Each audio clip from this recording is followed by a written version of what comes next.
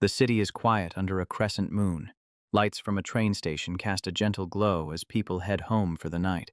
A young man in a suit emerges from the station, his shoulders slumped. He lets out a deep sigh, the weight of a long workday pressing down on him. He walks along the crowded street, observing the happy Friday night crowds. Amidst the cheerful bustle, a profound and heavy sense of loneliness washes over him. Arriving at his simple apartment, he reflects on a life spent working tirelessly since junior high, a life that left no room for friends or love as he entered his 30s. He knows that in this solitary existence, there is only one small joy he allows himself. He places a small dessert cup from the convenience store on his table. Sitting on the floor of his bare room, he thinks about how this one simple, discounted treat is the small pleasure that makes his lonely days just a little more bearable. He turns on the television, where a heartwarming show plays, depicting a mother encouraging her young son on his first errand. He sits alone in the quiet darkness of his room, the bright screen a stark reminder of the warmth he lacks in his own life. As he lifts a spoonful of dessert, his mind drifts to a simple, powerful thought: family. His mind flashes back to his own past, remembering that he is an orphan who has never known his family, a small boy curled up and utterly alone. He has always longed for the warmth of a family, a dream he feels is impossible given his meager earnings, and his fear that he doesn't even know how to love. The sadness becomes too much to bear. He decides to give up and go to sleep, the sweet treat forgotten. Suddenly, a sharp pain explodes in his chest. He gasps, clutching at his heart. His vision blurs. The world twists and distorts around him. He can't understand what's happening.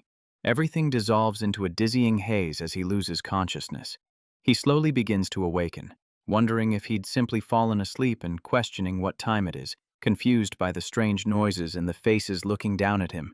He tries to understand where he is, forcing himself to wake up, but his gaze falls upon his own hands. They are the tiny, chubby hands of a baby. With wide, terrified eyes, a pacifier in his mouth, the impossible thought hits him.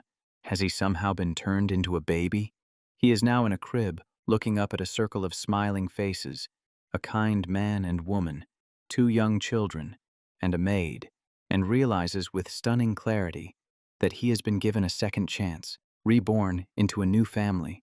A little girl's bright, curious eye peeks over the crib, her voice filled with excitement. The girl and a little boy, his new siblings, eagerly ask if this is their new little brother. The girl begs to hold him, but the boy complains that it isn't fair and he wants to be the first. His new mother smiles gently at the 2 children, telling them not to fight, and allows the girl, Hilda, to hold him first, though he silently worries if children can even carry a baby safely. Hilda holds him with surprising care, telling her brother, Sigurd, to watch her as she soothes him, and he finds himself feeling remarkably calm and safe in her arms. For a moment, she just looks down at him, her expression thoughtful and quiet. Then, she squeezes him in a powerful hug, declaring that she is his big sister and exclaiming just how cute he is, making his baby world spin with dizziness. Sigurd quickly scolds his sister for being too rough, demanding that she give him his turn to hold the new baby. Now, in his brother's arms, Sigurd smiles warmly and softly tells him that he is his big brother. He processes this new reality, thinking to himself that he now has a big sister named Hilda and a big brother named Sigurd. The 2 siblings now hold him together, excitedly chattering about all the fun they will have and the games they will play once he is old enough to join them. The man, his new father, chuckles warmly and tells the excited children that's enough for now. He smiles down at them, explaining that they are now the proud big brother and sister to the newest member of their family, Ares.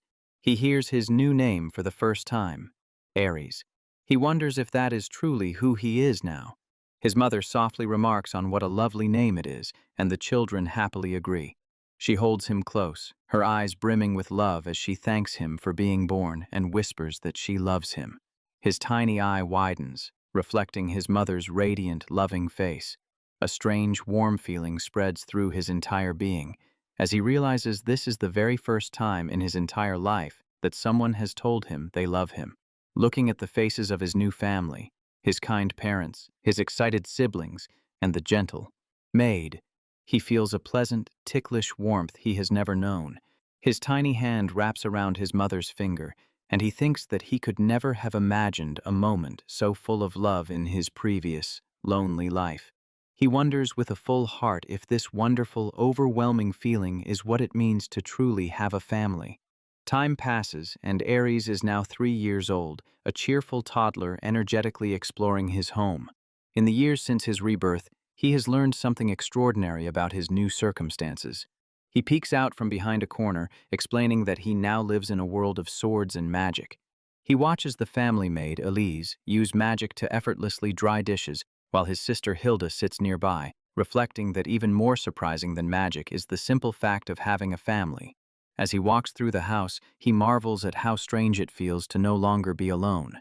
Suddenly, his brother Sigurd playfully grabs him from behind, asking what he's up to.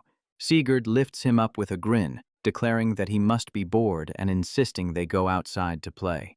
Aries thinks about how his brother always makes time to play with him, even though he is supposed to be studying hard for his entrance exams to the night school. A small pang of guilt strikes him. He feels bad that everyone is always taking care of him while he can do nothing in return. Sigurd notices his little brother has gone quiet and asks what's wrong. Aries shyly asks if he isn't too busy to be playing right now. Laughing, Sigurd playfully ruffles his hair, telling him not to worry about such things because he plays with him simply because he wants to. Aries feels a bit guilty for worrying him and quietly apologizes, wishing he could do something to show his gratitude. Sigurd's playful demeanor fades, and he looks down at him with a serious expression. He then breaks into a grin, playfully squishing his little brother's cheeks and telling him he should be saying thank you, not sorry. He continues to gently pinch and play with his brother's face. Their sister Hilda suddenly appears, asking Sigurd if he should really be playing around at a time like this. Hilda reminds him about his upcoming class. Sigurd whines, asking if he can just play with Aries a little longer, but she firmly tells him to get ready while she watches their little brother. She gives him a light chop on the head to get her point across. Hilda gently cups Aries' face, telling Sigurd that she understands their brother is cute, but he needs to focus on his own responsibilities. She turns to Aries and asks him, knowing the answer, that he wouldn't want his big brother to push himself too hard, would he? Sigurd sighs in defeat, finally giving in to his sister's logic. He apologizes to Aries for cutting their playtime short, promises they will play again soon, and wishes him good luck on his own studies. The maid, Elise, watches the siblings' interaction with a calm, knowing expression. She suddenly has a brilliant idea, suggesting that perhaps all three of them could have an outdoor lesson together that afternoon. Aries' heart soars with excitement at the prospect of learning magic, a thrilling concept that feels like it's straight out of a fantasy story. He looks to the sky, his mind buzzing with anticipation for what he is about to witness. Outside, Hilda holds her hand out and calls upon the flames, and a ball of fire erupts in her palm. Aries gasps, his eyes wide with pure, unadulterated joy. "It's real magic!" Hilda proudly asks Elise what she thinks of her progress, and the maid praises her, noting how skilled she has become. Watching her, Aries feels a surge of pride, thinking how his sister's amazing abilities will surely help protect their family's land in the future. Sigurd adds that the number of magical beasts has been increasing lately, keeping their father very busy hunting them down. Aries' eyes widen in understanding, finally grasping the dangers his family faces every day. A powerful thought sparks within him. If he could use magic, he could finally do something to help his family too. He eagerly turns to his siblings and asks them how he can become able to use magic. Hilda, Sigurd, and Elise all look at him, surprised by his sudden and passionate question. At dinner that night, Hilda excitedly recounts the story to their father, telling him how adorable Aries was when he declared his desire to learn magic. Their father, Gray, smiles warmly at his youngest son and tells him he's sure he will become a great wizard someday. Their mother, Sheila, gently chides her husband, playfully calling him a doting parent for being so proud. Gray's attention then turns completely to his youngest son. He asks Aries a simple but important question. Why does he want to use magic so badly? Surrounded by the warmth of his new family, Aries confesses that he feels useless because everyone takes care of him, and he wants to learn magic so that he can finally give something back. His parents look at him with soft, loving eyes, deeply touched by his selfless desire. They tell him what a kind child he is and reassure him that he doesn't need to worry about such things. But Aries still feels a deep sadness. convinced he's the only one in the family who doesn't contribute. His father senses his son's powerful resolve and declares that since he feels so strongly, it is time for him to undergo the ceremony. When Ares asks what that is, his father explains it's a special ritual to determine one's magical talent and elemental attribute. Ares's face lights up with pure gratitude, and he thanks his father for understanding his feelings. He hopes with all his heart that the ritual will be a success, finally giving him the chance to repay the kindness his family has shown him. They arrive at a grand church-like building for the ceremony. A priest greets them, and his father gently urges him forward, instructing him to place his hand on a large, glowing crystal orb. As they wait, Hilda explains to Sigurd that the crystal will glow with a color representing one's magical attribute, such as fire, water, or earth. Ares nervously reaches out his tiny hand and touches the surface of the crystal. A brilliant light erupts from the orb, and powerful magical energy swirls around him. He sees the energy as a vibrant blue, and he realizes with a jolt of excitement that this must be his magic, water. However, the priest and nuns who are overseeing the ritual simply stare, their faces frozen in stunned, unsettling silence. Ares looks at their strange reactions, and a knot of fear begins to form in his stomach. The priest formally congratulates him, noting how rare it is to have magic at all, but his stiff expression makes Ares feel deeply uneasy. He can't shake the feeling that something has gone horribly wrong. His father gently pats his head, attempting to soothe his worries. He smiles and reassures him, saying that gentle water magic is a perfect fit for a kind boy like Ares. His father then cheerfully suggests they hurry home to share the wonderful news, insisting that everyone will be thrilled for him. But as they turn to leave, his father's smile vanishes, replaced by a look of deep concern. He glances back one last time at the crystal orb, which now bears a small but distinct crack on its surface. Back home, the family gathers to welcome them, and Hilda eagerly asks how the ceremony went. Ares looks down at the floor in shame and apologizes, admitting that he received water magic. Hilda stares at him, confused as to why he is sorry. He looks up at her, his eyes filled with worry, unable to understand why he should be proud. But his mother, Sheila, beams with genuine happiness, revealing a wonderful secret. She has water magic too, just like him. She lifts his chin gently and tells him that no matter what others may say about water magic, he is who he is, and that is all that matters to her. A wave of immense relief washes over him, and he finally understands that his family accepts him unconditionally. That night, the family home is peaceful under a sky full of stars. Ares lies in bed, unable to sleep. Despite his family's loving acceptance, the strange and fearful reaction of the church officials still haunts him. He replays his mother's words in his mind, wondering what she meant when she said people talk about water magic in various ways. He decides then and there that he must learn everything he can about his powers so he is never caught unprepared. Seeing Elise in his room, he realizes she might have the answers he's looking for. Elise explains that water magic is not considered powerful for combat and is less effective for healing than light magic, earning it the dismissive nickname miscellaneous magic.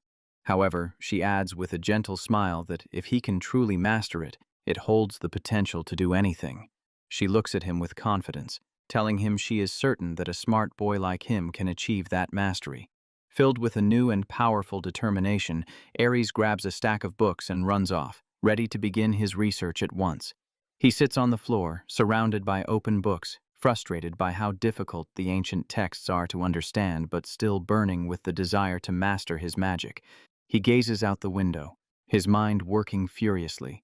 The sky is overcast above the dense forest line. He ventures into the woods to practice, pointing a stick at his target and managing to shoot a weak splash of water. He succeeded in casting the spell, but the force is so weak that it fails to even break a simple twig. He knows his power is low, but he holds on to Elise's encouraging words, believing that with enough training, his magic will one day be useful. As the sun begins to set, he decides to head home, vowing to return tomorrow and try even harder. He hurries back toward the house, needing to return a book to his father's room. As he nears the door, he hears voices from inside, and they are talking about him. Peeking through the crack, he sees his parents and Elise in a serious discussion. He overhears Elise saying that because of his water magic, things might not stay peaceful for him. His eyes widen in shock and fear.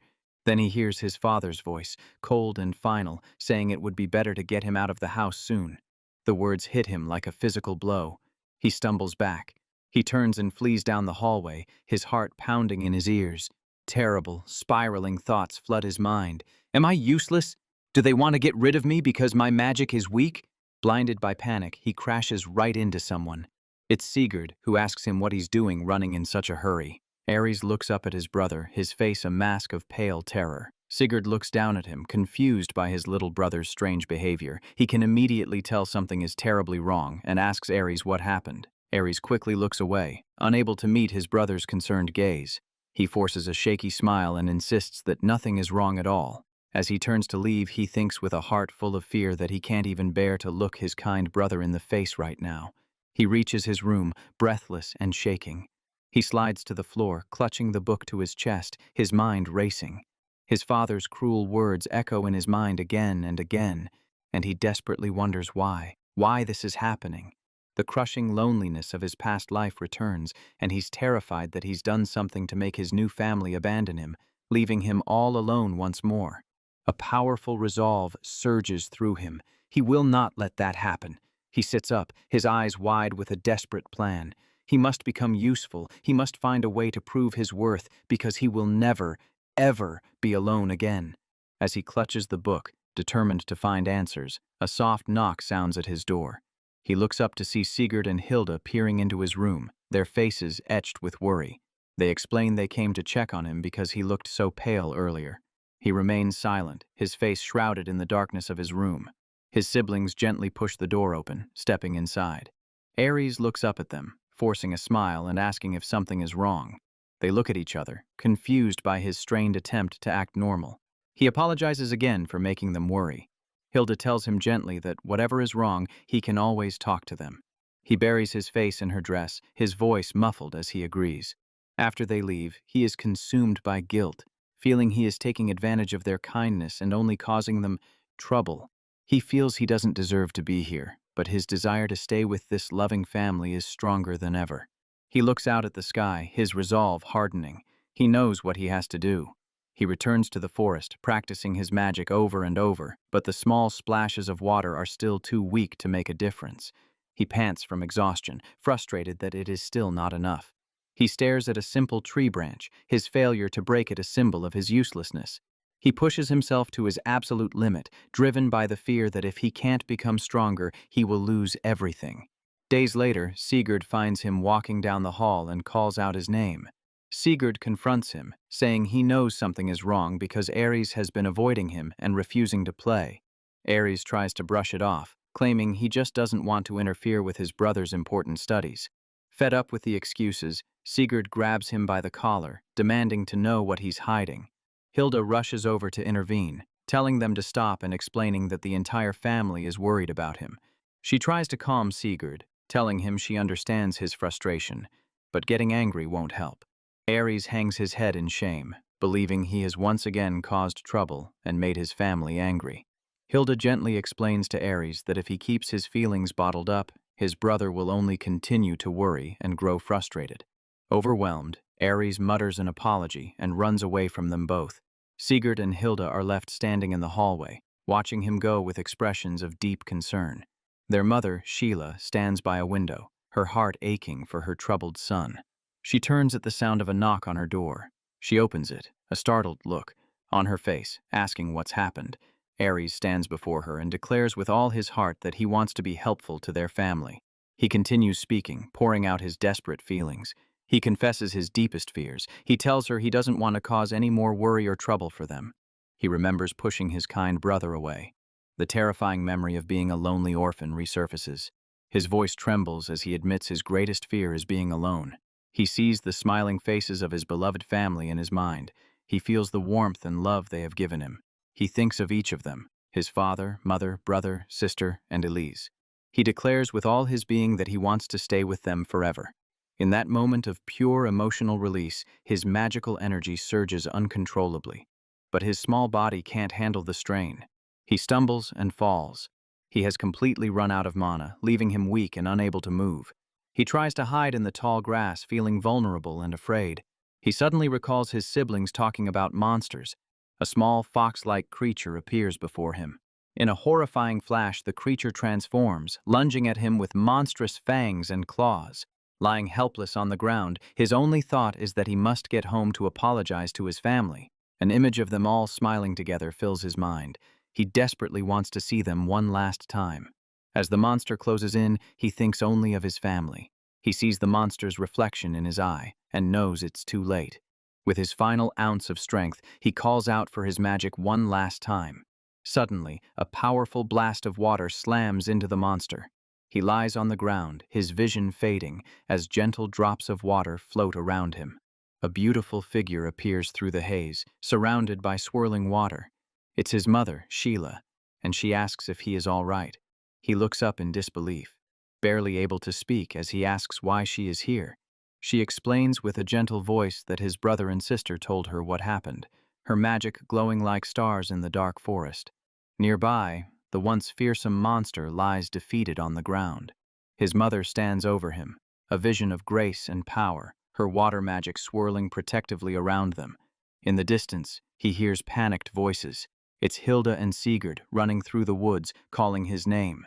His father and Elise arrive moments later, their faces a mixture of relief and sorrow. His father asks him why he would do something so reckless. Hilda demands to know what he was thinking, going into the dangerous woods by himself at night.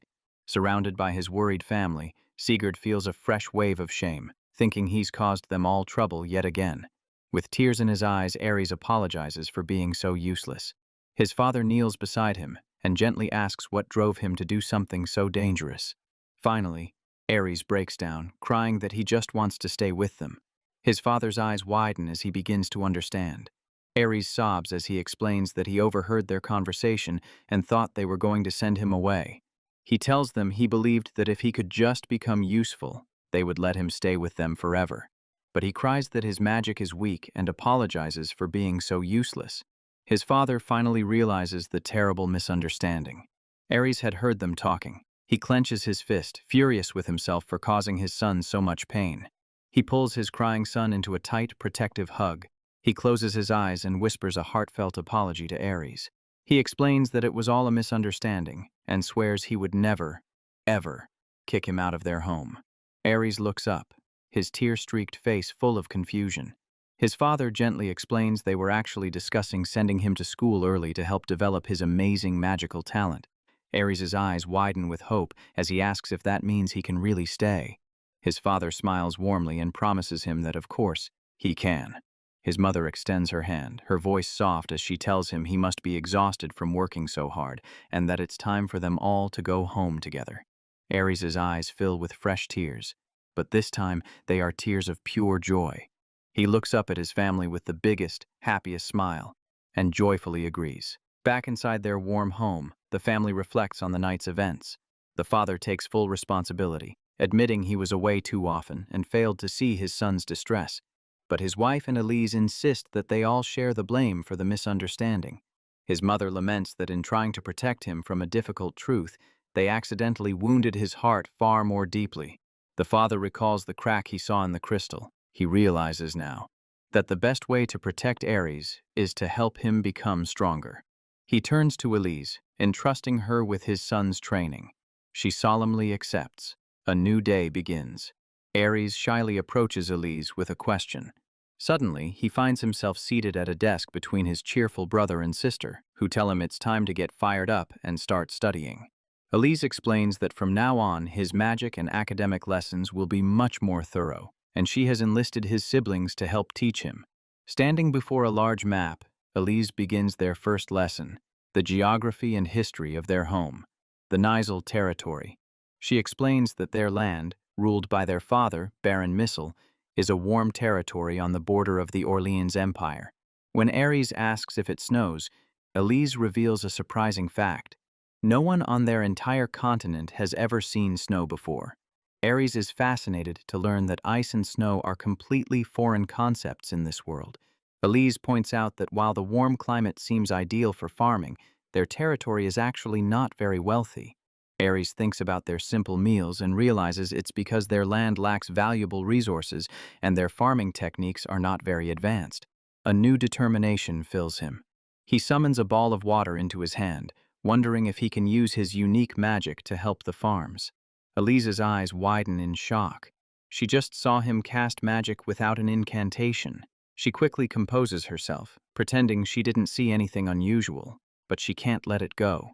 She asks him if he just skipped the magic words to cast that spell, and a nervous Ares admits that he did. Intrigued, Elise tells him to come outside.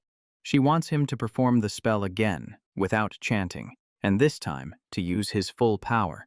Ares stands outside and unleashes his magic. A massive torrent of water, far more powerful than before, erupts from his hands. Elise is astonished. She theorizes that casting without words is more efficient, allowing for a much greater volume of water and revealing his immense magical potential. Ares asks how he did, noting that the spell felt much smoother and more powerful this time. Elise explains her theory. Now that his deep emotional stress has been relieved, his magic is no longer blocked and can flow freely, making it stronger than ever. Hilda and Sigurd suddenly appear with decorative fans, cheering for their amazing little brother, as Elise looks on with pride. She tells him that from now on they will all work hard together to help him study magic, and a happy Ares readily agrees. Sigurd abruptly remembers his own duties, exclaiming that he was supposed to be helping their father hunt monsters. He waves a cheerful goodbye to Ares and dashes off. Ares watches him go, feeling a renewed desire to become strong enough to help his family, just like his brother. Hilda comes over and playfully messes up his hair. She jokingly asks if he was thinking about doing something reckless again. He apologizes, but she tells him there's no need. She understands that his actions come from his deep love for their family. A mischievous smile spreads across her face as she gets an idea and asks Ares if he would be willing to help her with something. Ares's face lights up at the chance to finally be useful. He eagerly agrees to help with anything she needs. Hilda leads him into her room, which is filled with packed bags and a large suitcase. A school satchel sits on a nearby chair. An open suitcase is overflowing with books and clothes for a long journey. It dawns on Ares with a pang of sadness that his sister is preparing to leave for the royal capital. He feels a wave of loneliness at the thought of her leaving, but he shakes his head, steeling himself. He cannot be sad now. His sister asked for his help, and he will not let her down. Hilda calls his name, her voice cheerful. She holds up 2 beautiful dresses and asks him to help her choose which clothes to take with her. They spend the afternoon in a joyful fashion show, with Hilda trying on various outfits and even playfully putting a dress and bow on a versed Ares. He tells her she looks adorable in all of the dresses. He points to a checkered dress, saying it's the perfect one for her because it matches her bright and cheerful personality. Hilda takes the dress and looks at it thoughtfully. She hugs it close to her heart, thinking that it will remind her of Ares while she is far away and give her the strength to do her best at school. She turns to him with a brilliant smile and thanks him for his help. He beams, blushing with happiness, and tells her she is welcome. The time for goodbyes arrives all too quickly. The entire family gathers outside to see Hilda off. Ares looks up at his sister, his heart heavy with her impending departure. Hilda, wearing the dress he chose, tells him not to make such a sad face and points out that even Sigurd is about to cry. She gives him a reassuring smile and promises to come back home to visit as often as she can. Ares tries his hardest to hold back his tears, his face flushed with emotion. Hilda gently teases Sigurd, reminding him that he's the older brother and needs to be strong. But her own eyes fill with tears as she admits how sad she is to leave, begging them both not to cry. Ares points out that his big brother is crying too, as Sigurd tries and fails to hide his tears. In a moment of shared sadness, the 3 siblings pull each other into a tight, tearful hug, while their parents and Elise watch with loving smiles. Their father tells Hilda to take care of herself and jokingly warns her to bring any potential boyfriends home for his stern approval. Hilda laughs through her tears and promises to study hard and practice her magic so she can return even stronger. Ares and Sigurd look on, their expressions filled with pride for their departing sister. Sigurd winks, declaring he will become strong enough to surpass her while she's away, and Ares nods in agreement. Hilda smiles, her heart full of love for her wonderful family. She climbs into the carriage and waves one last time as she sets off on her new adventure. The family waves back with tears and smiles, wishing her a safe journey. Ares wipes a tear from his eye, watching the carriage disappear. He makes a silent vow to himself. He too will become stronger, strong enough to protect his sister and everyone he loves. The carriage travels down the long road, carrying Hilda away from her home and toward her future. Inside, she looks out the window, admitting to herself that she is a little scared and worried about fitting in at her new school. She clutches the collar of the checkered dress he chose for her, drawing strength from the precious memory. She closes her eyes and makes her own vow. She will become stronger so that she can always protect her precious little brother. The memory of his happy smile gives her the courage she needs to face whatever lies ahead. Several months later, Ares is lying on the floor, exhausted from his training, thinking about how much he misses his sister. He lies curled up in her empty room. He knows from her letters that she's doing well, but that doesn't stop him from feeling lonely every single day. Sigurd bursts into the room, surprised to find him there, and asks what he's doing in their sister's room. Ares mumbles from the floor that he was just thinking about her for a moment. He quickly sits up, forcing a bright smile as he insists he's fine now, though Sigurd looks at him with doubt. Ares starts to get up, saying he needs to get back to his studies. But Sigurd has a much better idea and excitedly suggests they go outside instead. He points out that they've been cooped up studying all day and proposes a trip into town for a change of scenery. A thought occurs to him, and he asks Ares if he's ever even been to the town before. Ares's face lights up with pure excitement at the idea. His brother gently pats his head, happy to see him cheer up. Sigurd smiles, relieved that his plan worked and that his little brother is finally looking happy again. He tells Ares to come on, and they'll go ask Elise for permission right away. Elise considers their request and proposes they turn the trip into a field lesson to show Ares around their family's territory. She adds that she's sure Sigurd is getting tired of his lectures anyway, and with that, she tells the two excited boys to go get ready. They arrive in the bustling town square, a charming place with a fountain and neat rows of houses. Holding his brother's hand, Ares looks around in wonder at all the people. Elise gently reminds him to stay close so he doesn't get lost in the crowd. He is fascinated by the many shops and the surprising number of beast people walking among the villagers. Elise explains this is the territory's only commercial street, where everyone comes to shop and relax. Ares spots a shop window filled with colorful, glittering stones and curiously asks what kind of store it is. When he asks what the stones are, Sigurd explains that it is a magic stone shop. Sigurd buys a small, glowing stone from the friendly shopkeeper as a demonstration for his brother. He hands the stone to Ares and instructs him on how to use it. As Ares holds the stone, it glows brightly in his hand, filling him with a warm, tingling sensation. Sigurd explains that magic stones allow even people without innate magical ability, like himself, to use a form of magic. He adds that since most magic users are limited to one element, adventurers often carry stones to use different types of magic when needed. He glances at Elise for confirmation of his lesson, and she nods in agreement. Elise adds another fascinating piece of information, explaining that there are extremely rare individuals known as doubles who are born with two magical attributes. Ares listens intently, captivated by the new and exciting details of this magical world. Sigurd sheepishly admits he had forgotten about doubles, but Elise compliments him on his simple and easy-to-understand explanation. Elise tells Sigurd he can be Ares's teacher for the day. Ares cheers for Teacher Sigurd, and his brother puffs out his chest with pride. Sigurd then realizes something important and asks his little brother if he has a weapon yet. They soon arrive at a weapon shop, its sign proudly displaying a large, shining sword. The shopkeeper warmly greets Sigurd by name, welcoming the young master. An old man in the shop thanks Sigurd for his help the other day, but Sigurd humbly brushes it off, saying he was just assisting his father. He confidently tells the man to rely on him in the future, as he will one day be the lord of this territory. Ares looks at his brother with pure admiration, amazed by his maturity and sense of responsibility. The shopkeeper asks who the cute little boy is. Sigurd proudly introduces Ares and explains they are here to find a weapon for him. Ares leaves the shop with a brand new wooden sword, happily waving goodbye to the kind shopkeeper. As they walk through the town, Ares sees how warmly all the villagers, including the beast people, greet his brother. Sigurd returns their greetings with a kind and genuine smile. Ares's heart swells with pride as he watches his beloved older brother. Later, they rest on a bench eating snacks. Sigurd apologizes for getting his brother mixed up in his lordly duties, but Ares insists he was amazing, and that the people will surely rely on him. He then adds with determination that when that day comes, he will be there to help his brother. Sigurd looks at his little brother, his heart touched by the sincere promise.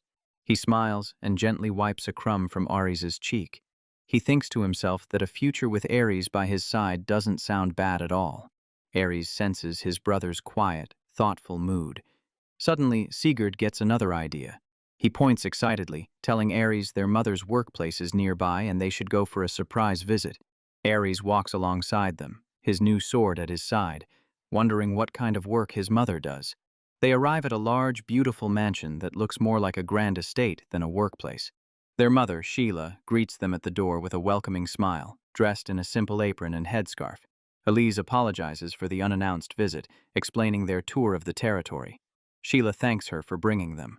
Sheila smiles and explains that this place is a treatment center where she works. She tells them it's a special facility that not only heals the injured, but also provides a safe home for orphans, exiles, and anyone else in need of protection. Ares holds his brother's hand, his heart aching with a profound realization. His mother's job is to care for people who are alone, just like he used to be. A nun hurries over, and Sheila immediately understands she is needed for a patient. She pauses for a moment, thinking it would be a good opportunity for her sons. She decides to show them what her work is really like, and invites them to come with her. They enter a room where a large man, Rand, sits with his legs heavily bandaged. He tells Sheila his injury isn't too serious. He notices the boys and asks if this is the young master. Sheila proudly introduces Ares as her second son. Ares politely introduces himself, and the man smiles, saying his name is Rand. Sigurd leans in and whispers that Rand is one of their father's hunting companions. Sheila asks Rand if he would mind letting her sons observe her healing magic. He happily agrees, and Ares leans in, eager to see it for the first time. She tells her sons to watch closely as she prepares to treat Rand's injuries. She closes her eyes and chants softly, calling upon the serene power of water to mend his wounds. With a final word, heal. A gentle, glowing light from her hands envelops Rand's legs. Ares watches in amazement as the deep wounds begin to close right before his eyes. He exclaims that his mother is incredible. She tells Ares that since he shares her water attribute, he too will be able to perform such healing one day. Rand says he looks forward to it, and Ares nods eagerly. As they leave, Sheila thanks Rand for his patience. He insists that he should be the one thanking her. Sigurd explains that skilled fighters like Rand are a valuable and rare resource for protecting their territory. Sheila dismisses the complicated topic, suggesting they simply enjoy the rest of their day. She gives Sigurd a meaningful look, and he understands. Sigurd nods in acknowledgement to his mother. Ares takes his brother's hand, feeling safe and secure. As the sun sets, Elise and the two brothers walk home through a beautiful field of tall grass. Sigurd asks Ares if he enjoyed his trip to the town. Ares beams, exclaiming that it was a very fun day. He adds that he learned many new things and that the grilled skewers they ate were absolutely delicious. Sigurd looks at his happy little brother, a bittersweet expression on his face. He worries that as Ares grows older, he might forget this day, and even forget him, and silently hopes that he will always be remembered.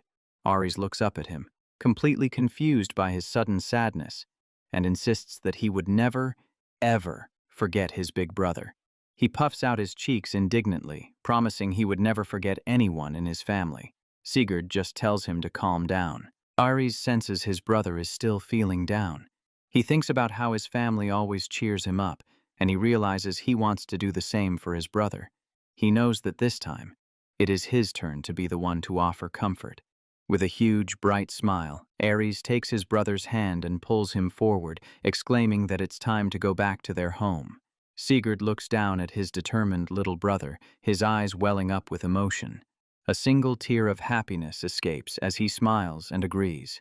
Ares is overjoyed, thinking to himself that he's so glad he was able to make his brother laugh. The three of them continue their walk home as the sun sets, their family bond stronger than ever. A few years later, it is Sigurd's turn to leave for the capital. He waves goodbye, promising Ares that they will meet again as full-fledged adults. Ares cheers him on, boldly promising to learn 500 million spells by the time he gets back. His parents watch the scene with tears and smiles. His father proudly states, "This is what it means to be a man, while his mother teases that she expected Ares to cry. His father gives Sigurd some last-minute advice about the scary women from the capital. Sigurd laughs, then turns his attention back to his little brother. He pulls Ares into one last bone-crushing hug. The carriage driver calls out, letting him know it is time to depart. Sigurd reluctantly releases his brother and heads for the carriage. He turns and waves one last time, shouting farewell to his beloved family. Ares waves with all his might as the carriage pulls away, shouting for his big brother to have a safe trip. He stands there, holding his small wooden sword, watching until the carriage is out of sight. He clenches his fist, a new resolve settling within him. Back at his desk, Ares focuses on his lessons with Elise, more determined than ever to work hard and become as kind and strong as the family he loves so dearly. He remembers his mother's kindness, his sister's cheerfulness, and Elise's wisdom. He is determined to grow into a man they can all be proud of. He recalls his father's strength in teaching him how to wield a sword. He studies relentlessly, vowing to become as intelligent as Elise and as powerful as his father and brother. He opens a specific book, its title hinting at a new path about the application of offensive magic. He reads that the power of magic is directly linked to the strength of one's imagination, making him wonder about the limits of his own abilities. A revolutionary idea strikes him. If imagination controls magic's properties, then could he also change its temperature? He realizes this is an experiment he absolutely must try. The days and months fly by, filled with intense and dedicated training. Now 5 years old, Ares stands before his father, who asks if he is finally ready for his first real monster hunt. Dressed in a new red cape, Ares stands proudly in the forest, his wooden sword at his side, and declares with unshakable confidence that he is ready for anything. Years of training have led to this moment. Ares, now 5, concentrates, making rocks levitate with his magic as he prepares to show the fruits of his labor. With Elise watching from a distance, he stands before his targets, ready to begin the test. His eyes narrow with intense focus. He shouts, "Aqua Ball!" unleashing a barrage of powerful water blasts that shatter the levitating rocks to pieces. He clenches his fist in triumph. Elise looks on, impressed by the impeccable power and precision he has achieved with his water magic. He takes a moment to reflect. He has turned 5 and has trained relentlessly in both swordplay and magic every single day. He knows it is finally time to test his power in a real battle and prove that he can truly be of help to his family. With his father's next hunting mission scheduled for the following day, he resolves to ask to join them. He fully expects his father to refuse, telling him he is still far too young for such a dangerous task. But to his utter shock, his father simply smiles and agrees to let him come. Ares is stunned into silence, barely able to ask if he really, truly can come along, despite being only 5. His father explains that since he has shown such rapid improvement, gaining real combat experience is the next logical step in his training. He tells Ares to rest well and prepare for the morning. Overjoyed, Ares thanks him with a beaming smile. As Ares happily leaves the study, his father watches him go, a gentle smile on his face. But once alone, his expression turns grave and heavy with a hidden burden. He reaffirms his private vow to do everything in his power to protect that child. In the study, the parents and Elise discuss a letter. Sheila asks if it has finally arrived from him. Elise reports that the letter contains an apology and a request to meet with Ares in 2 weeks to discuss the future. Sheila clenches her fist, a desperate hope in her eyes, praying that things can still remain as they are. But Elise gently reminds her that the final decision is not theirs to make. Sheila looks away, pained. She knows it is their duty, but her heart wishes for another way. Elise quietly agrees, confessing that she, too, wishes for things to stay the same. The father calls them back to the present issue. He decides they must focus on what they can control, helping Ares become strong enough to face any path his destiny forces upon him. Sheila and Elise solemnly agree, promising to offer their full support. Without delay, he decides that Elise will also accompany Ares on the mission tomorrow to oversee his training. Their path is clear. They will do everything they can for that child, starting now. The next morning, Ares steps out of the carriage, shivering with cold and thrilling anticipation. They arrive at an enormous wooden wall guarded by a massive gate. His father announces this is the entrance to the unexplored forest. Ares stares up at the gate, completely in awe of its massive scale. His father explains that this wall is the only thing protecting their village from the monsters that live within the forest. He warns that while most nearby monsters are weak, powerful beasts sometimes emerge from the depths in search of prey.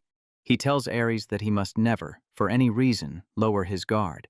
The boy nods, understanding the gravity of the situation.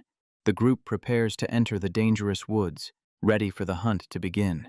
Ares' eyes widen as he steps into the ancient forest.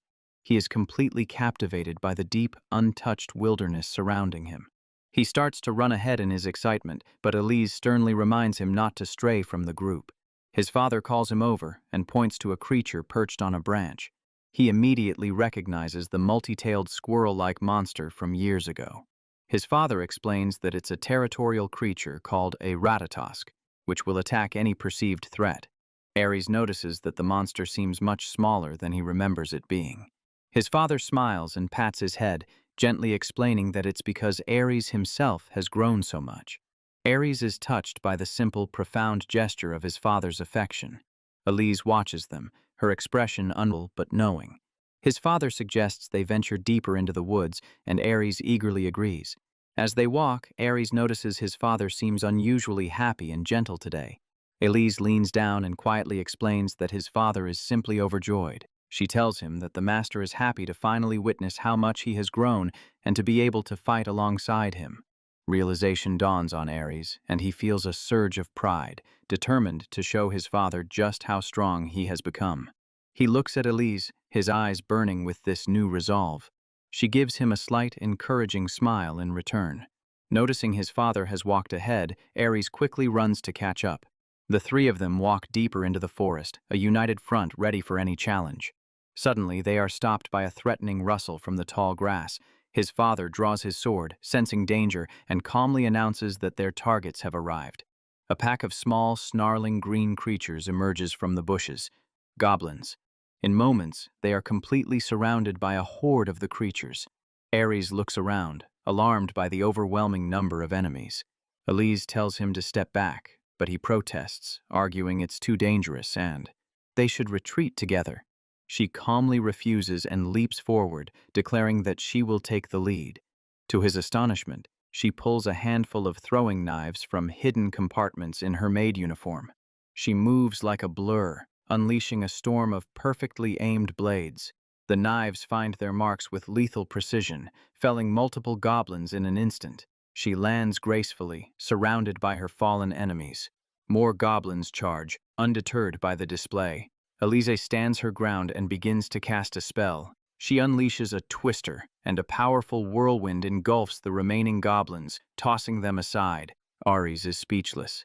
He cannot believe the sheer power his quiet maid possesses. He had no idea she was such a formidable warrior. She turns to him, as calm as ever, and asks if he was paying attention. He can only stammer out a yes. Elise explains that even weak attacks can be effective if aimed at a vital point, a principle that applies to all forms of combat. Her eyes are sharp and focused, no longer those of a simple maid, but of a seasoned fighter. She proves her point by dispatching more goblins with skillful, precise strikes, showing him that technique can overcome a lack of raw power. Standing over the defeated monsters, she tells him it is now his turn to put her lessons into practice in a real battle. His father, who had been watching from the side, whistles in admiration, remarking that he didn't even get a chance to join in. But Elise ignores him and tells Ares that he will be the next to fight. After her incredible display, Ares feels completely intimidated. He turns to his father, about to protest, but then he sees two goblins sneaking up behind his father and screams out a warning. Without even turning completely, his father draws his sword in a single, fluid motion, dispatching both enemies before they can attack. He calmly sheaths his sword, noting that he must have overlooked a few. Ares stares at them both in awe, asking how they became so powerful. Elise playfully teases him, saying it's a secret. His father laughs and explains that his own skill comes from his past life as an adventurer. The word sparks a fire in Ares' eyes.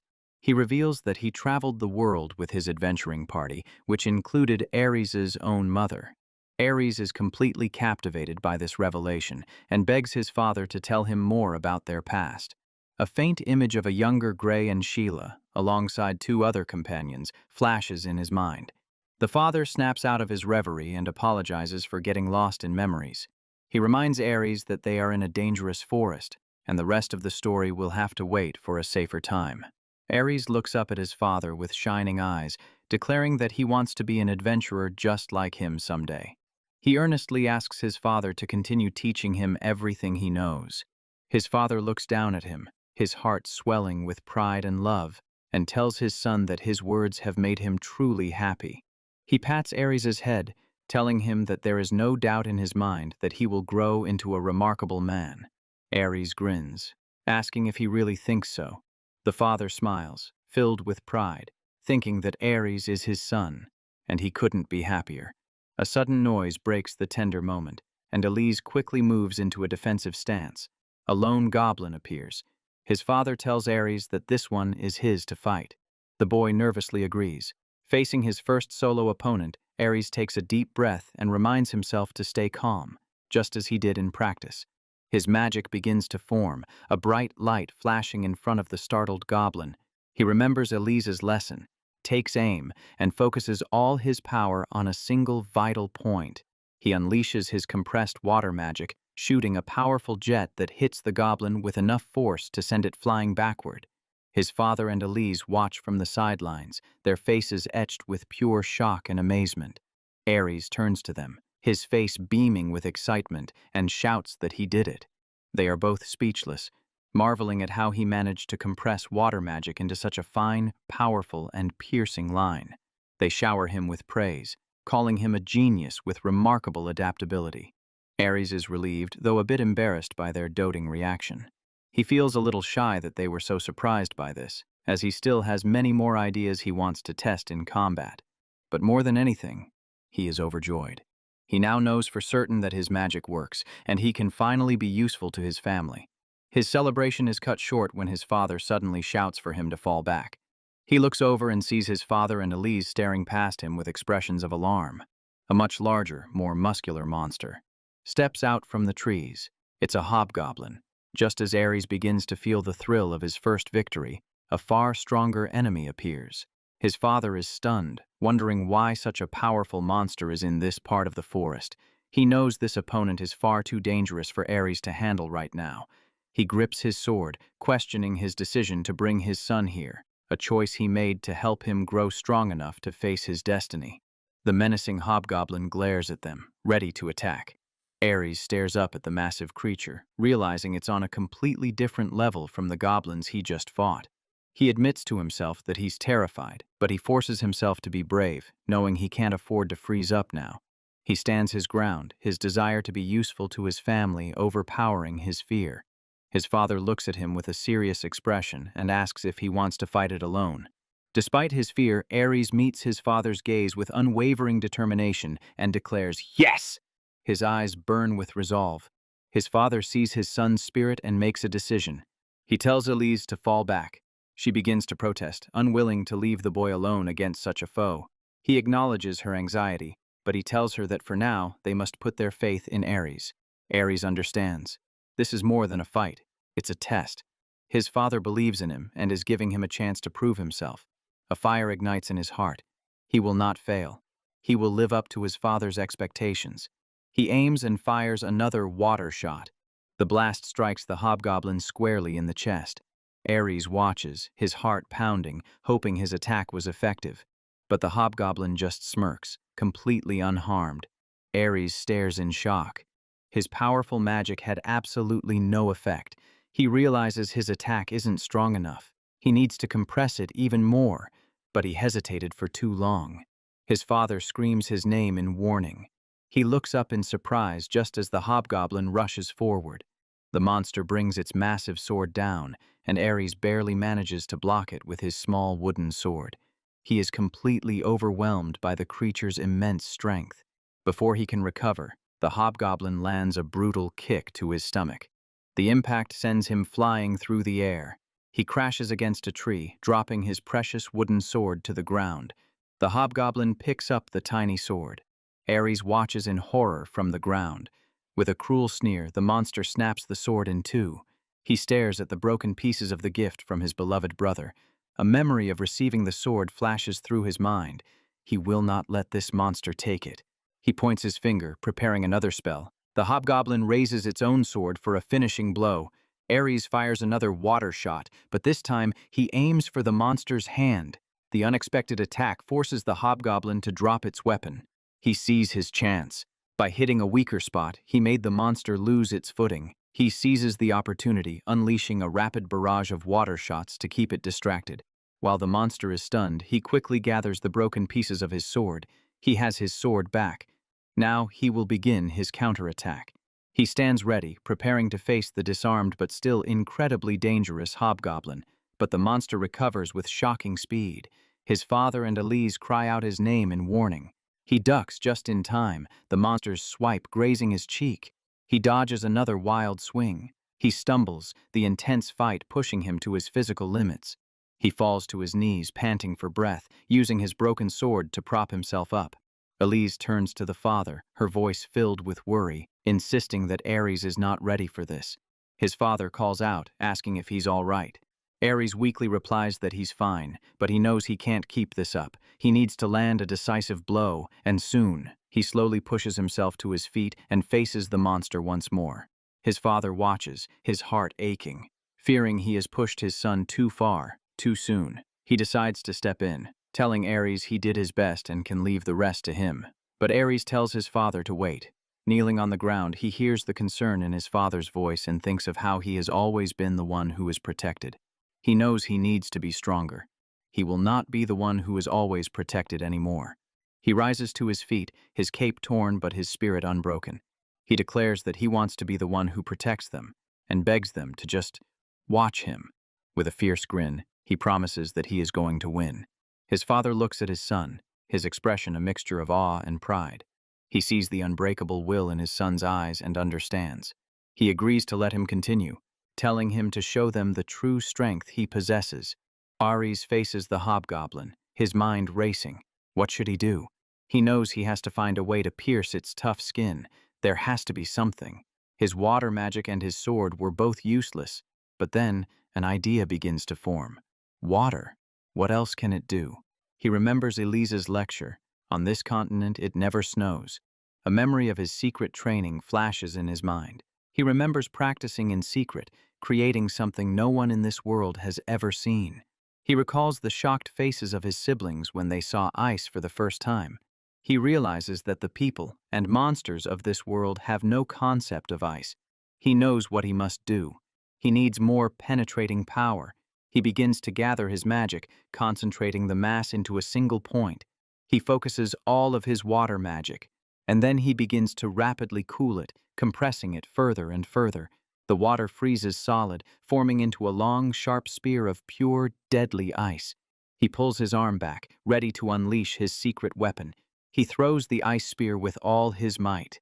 He imagines something sharper than a sword, colder than anything this world has known, and commands it to freeze. His eyes burn with focus as he casts his new, original spell. Ice Lance! The spear of pure ice, a power completely unknown in this land, flies through the air and pierces the hobgoblin's chest. The powerful spear of ice, born from his desperation and knowledge of another world, strikes the hobgoblin directly in the chest. Ares watches, panting, as his unique and powerful spell finds its mark. He looks down at his hand, a strange and new sensation flowing through him. He wonders what this feeling is, realizing with a start that his water magic has actually frozen solid. His father's worried shout snaps him out of his daze. His father and Elise rush to his side, asking if he's hurt. Ares assures them that he's fine. Their attention then turns to the defeated monster, and they stare in utter disbelief. A massive, jagged spike of pure ice protrudes from the hobgoblin's chest. They are both completely speechless, unable to comprehend what they are seeing. His father finally turns to him, his voice filled with awe and confusion, and asks what he just did. Ares explains that since nothing else was working, he tried to imagine something sharper and tougher, though he admits he was acting mostly on instinct. He looks at the frozen monster and concludes that what he created must be ice magic. His father is baffled, demanding to know how he could possibly use ice magic when his element is water. Ares looks down, unable to give a clear explanation. saying he was too focused to remember the exact details. He tries his best to explain, recalling something he read in a book from his past life about water turning to ice when cooled, and how he just imagined that as he cast the spell. He finishes lamely, admitting that somehow it just worked, leaving his father and Elise staring at him in stunned silence. His father points out the most unbelievable part of all. Ares has never even seen ice before in this world. The two adults exchange a look of pure astonishment, struggling to understand the impossible feat their 5-year-old son just accomplished. Seeing their shocked expressions, Ares begins to panic, worrying that he has done something wrong or unnatural.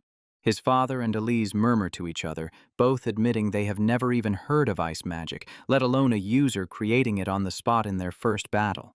Ares's anxiety spirals as he imagines the worst, terrified that his family will now be scared of him because of his strange powers. But then, his father's expression shifts to one of dawning realization and pride.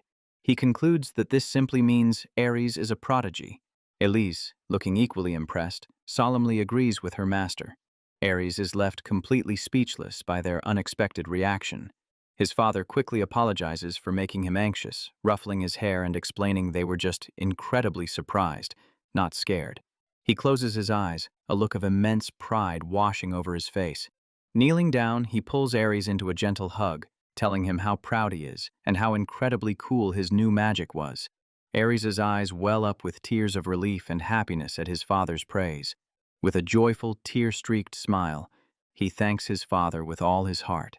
The intense battle and overwhelming emotions finally take their toll, and his eyelids begin to droop. He collapses forward, falling fast asleep against his father's chest. His father holds him close, a soft, loving expression on his face.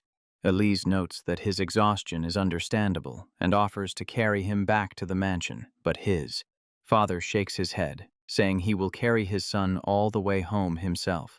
He gazes down at his sleeping son's face. As he holds him, he wonders what the future will now hold for his extraordinary child. That night, the family gathers to discuss the incredible events of the day. Sheila sits by Ares's bedside, marveling at the existence of ice magic, a power she never could have imagined. His father stands behind her, his expression uncharacteristically grave. He reveals that he has known from the very beginning that Ares was special, that both his birth and his magic were extraordinary. He knows now that his son is destined for something great, but regardless of what that is, their duty as parents remains the same. Their sole purpose is to protect him, love him, and raise him to be strong enough to face any future that awaits him. Elise's voice is heard, instructing Ares to unleash his magic without any restraint. 3 days have passed since the hunt, and Ares stands in a field, ready to begin his new, more intense training. A glowing magical dummy, a training tool created by Elise, is before him. Today, once again, it is time for magic training. Ares shouts, "Ice Lance!" and launches his powerful spell at the target. But before the spear of ice can hit, Elise appears in a blur. With a single, impossibly fast sword strike, she slices the ice spear clean in two.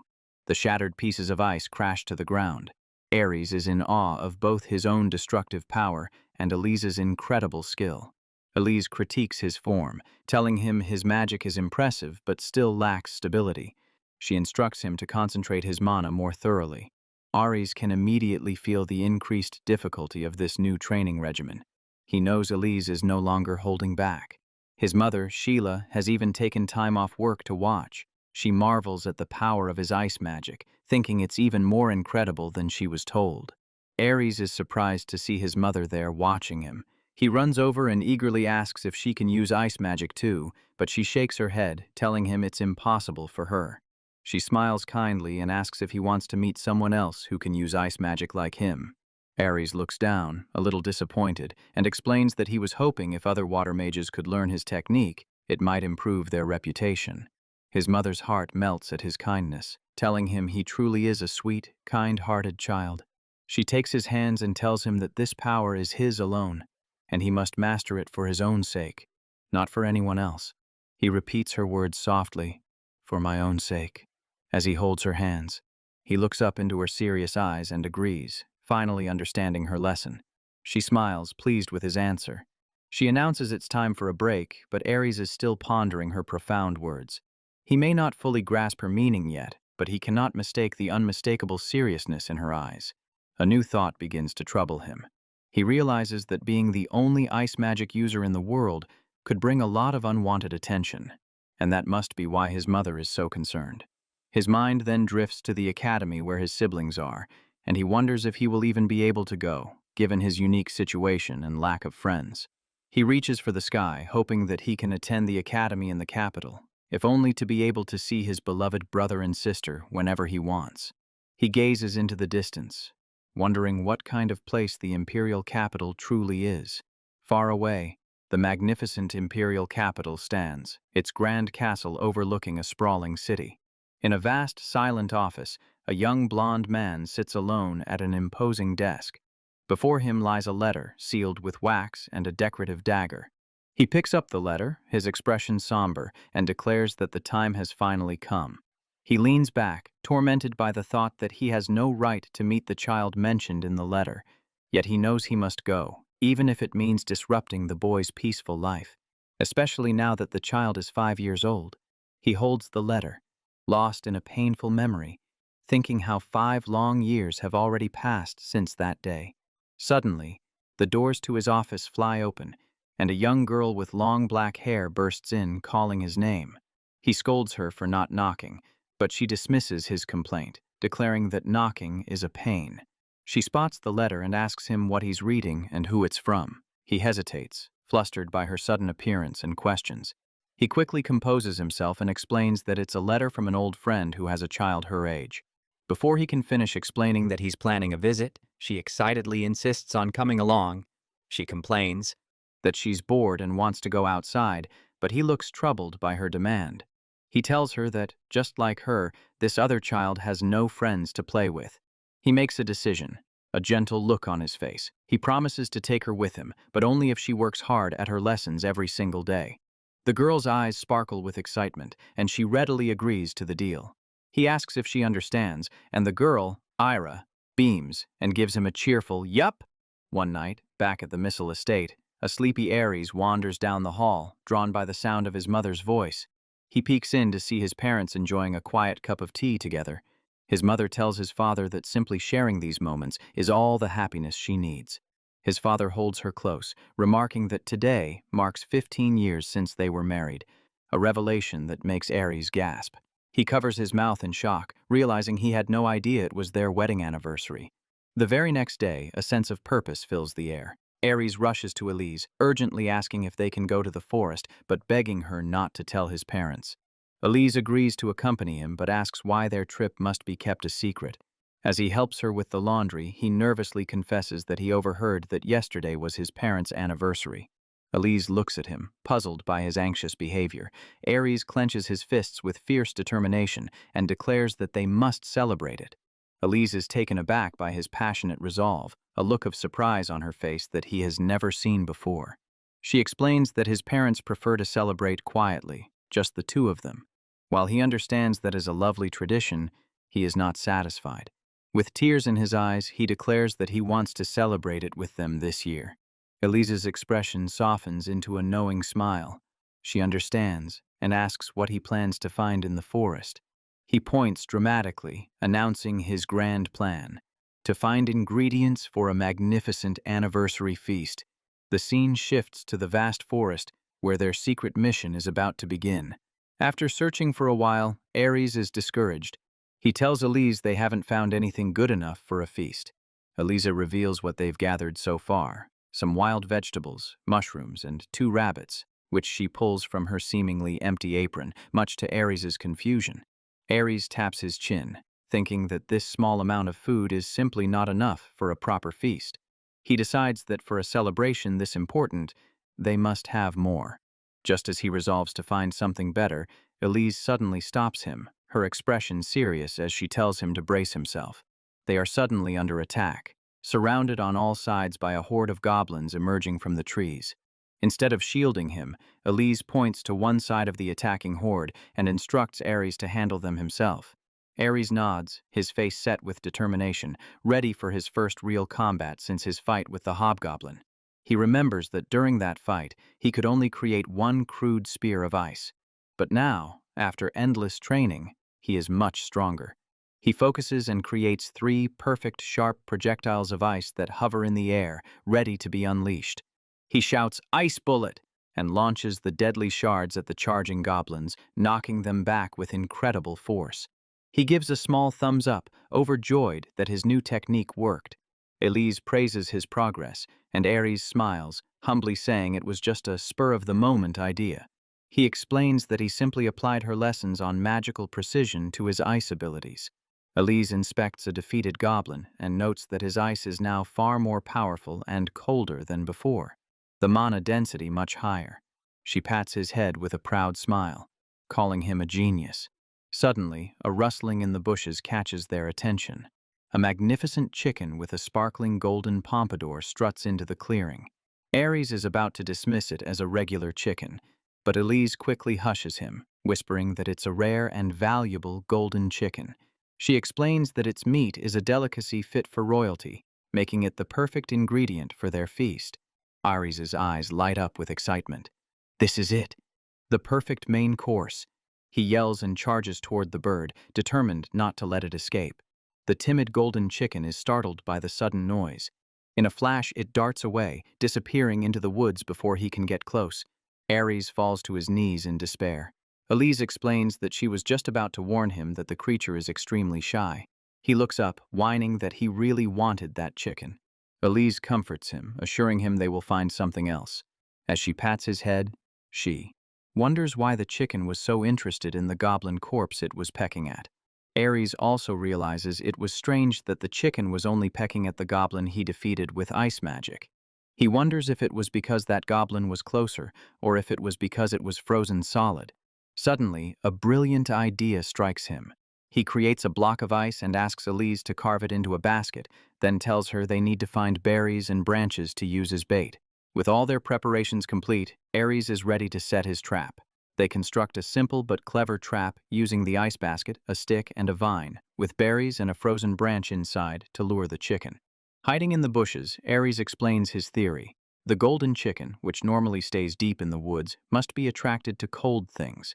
Just as he finishes explaining, they hear a rustling from the bushes.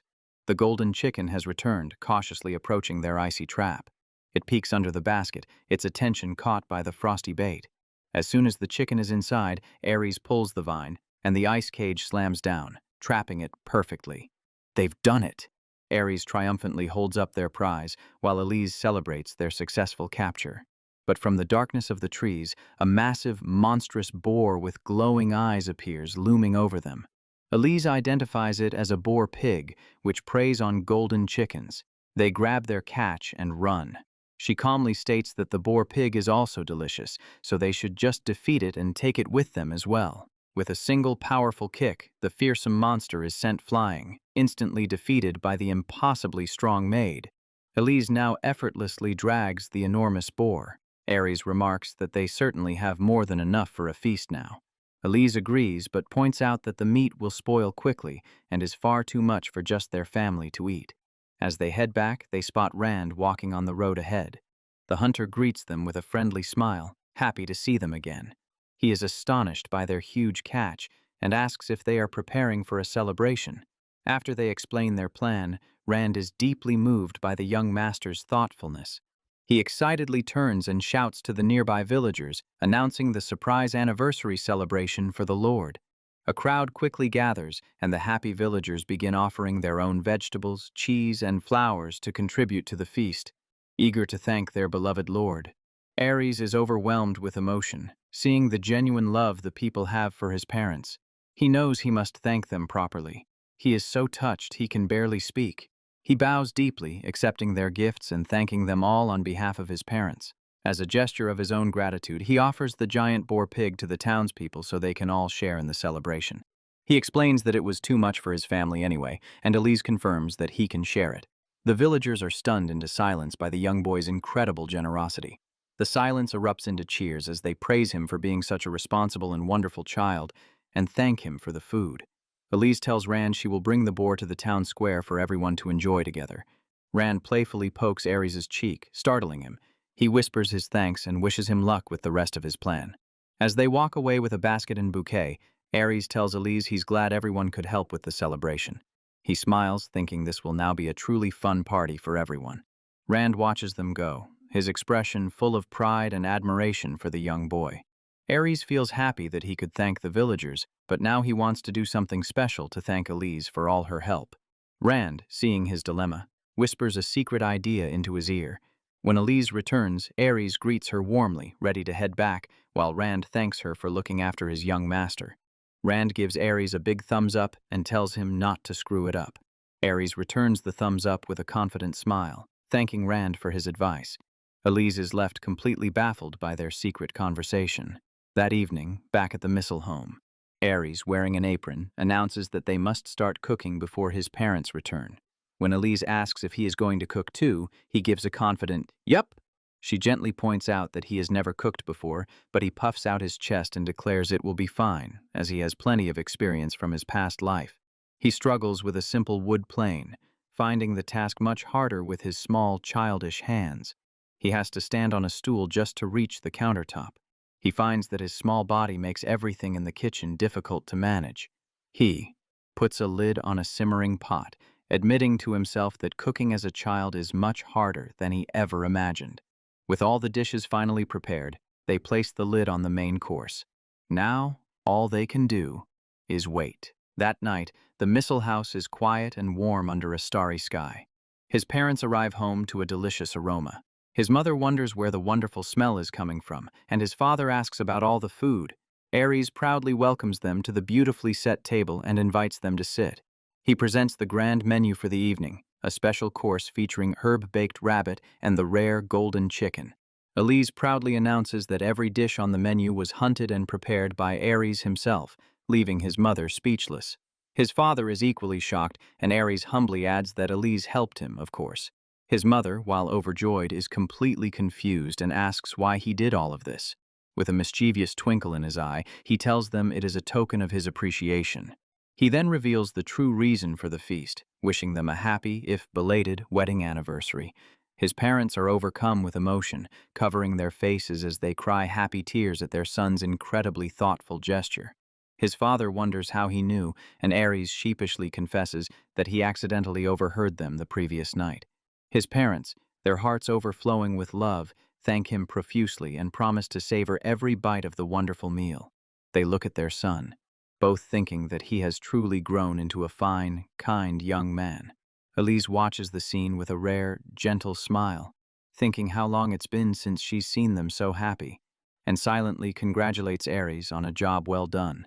Later, Ares presents Elise with a small bouquet of white flowers, thanking her for helping him make the celebration a success. Elise looks down at the flowers, a flicker of genuine surprise and emotion crossing her usually calm face.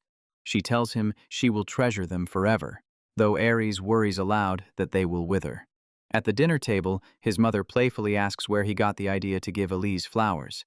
He explains he picked the white ones from the villager's bouquet because they reminded him of her. His mother laughs, teasing him about where he learned such a smooth line, leaving him completely flustered. He frantically explains that it was Rand's idea, recalling how the hunter had advised him on the perfect gift for a woman. Elise smiles to herself, thinking that while her young master has truly grown, his earnest attempts to surprise her are endearing, and she still has a long way to go herself. His parents, unable to resist any longer, have already started eating, exclaiming how delicious every single dish is. Ares watches them, his heart fit to burst with pure joy. He is so incredibly glad he could make them this happy. The family enjoys the feast together, and for Ares, seeing them so pleased makes the day feel absolutely perfect. As he looks at his happy family, he feels a deep contentment, certain that he will have sweet dreams tonight. Later that night, Elise stands alone in the hallway outside her room. She quietly holds the small bouquet of white flowers from Ares, her expression soft and thoughtful. She searches through her dresser for something to put them in. She finds a small pot and places the bouquet inside, its simple beauty brightening the room. She looks at the flowers with a touch of sadness, knowing they will someday wither, a shame after Ares went to such trouble. She stands in silence for a long moment, deep in thought.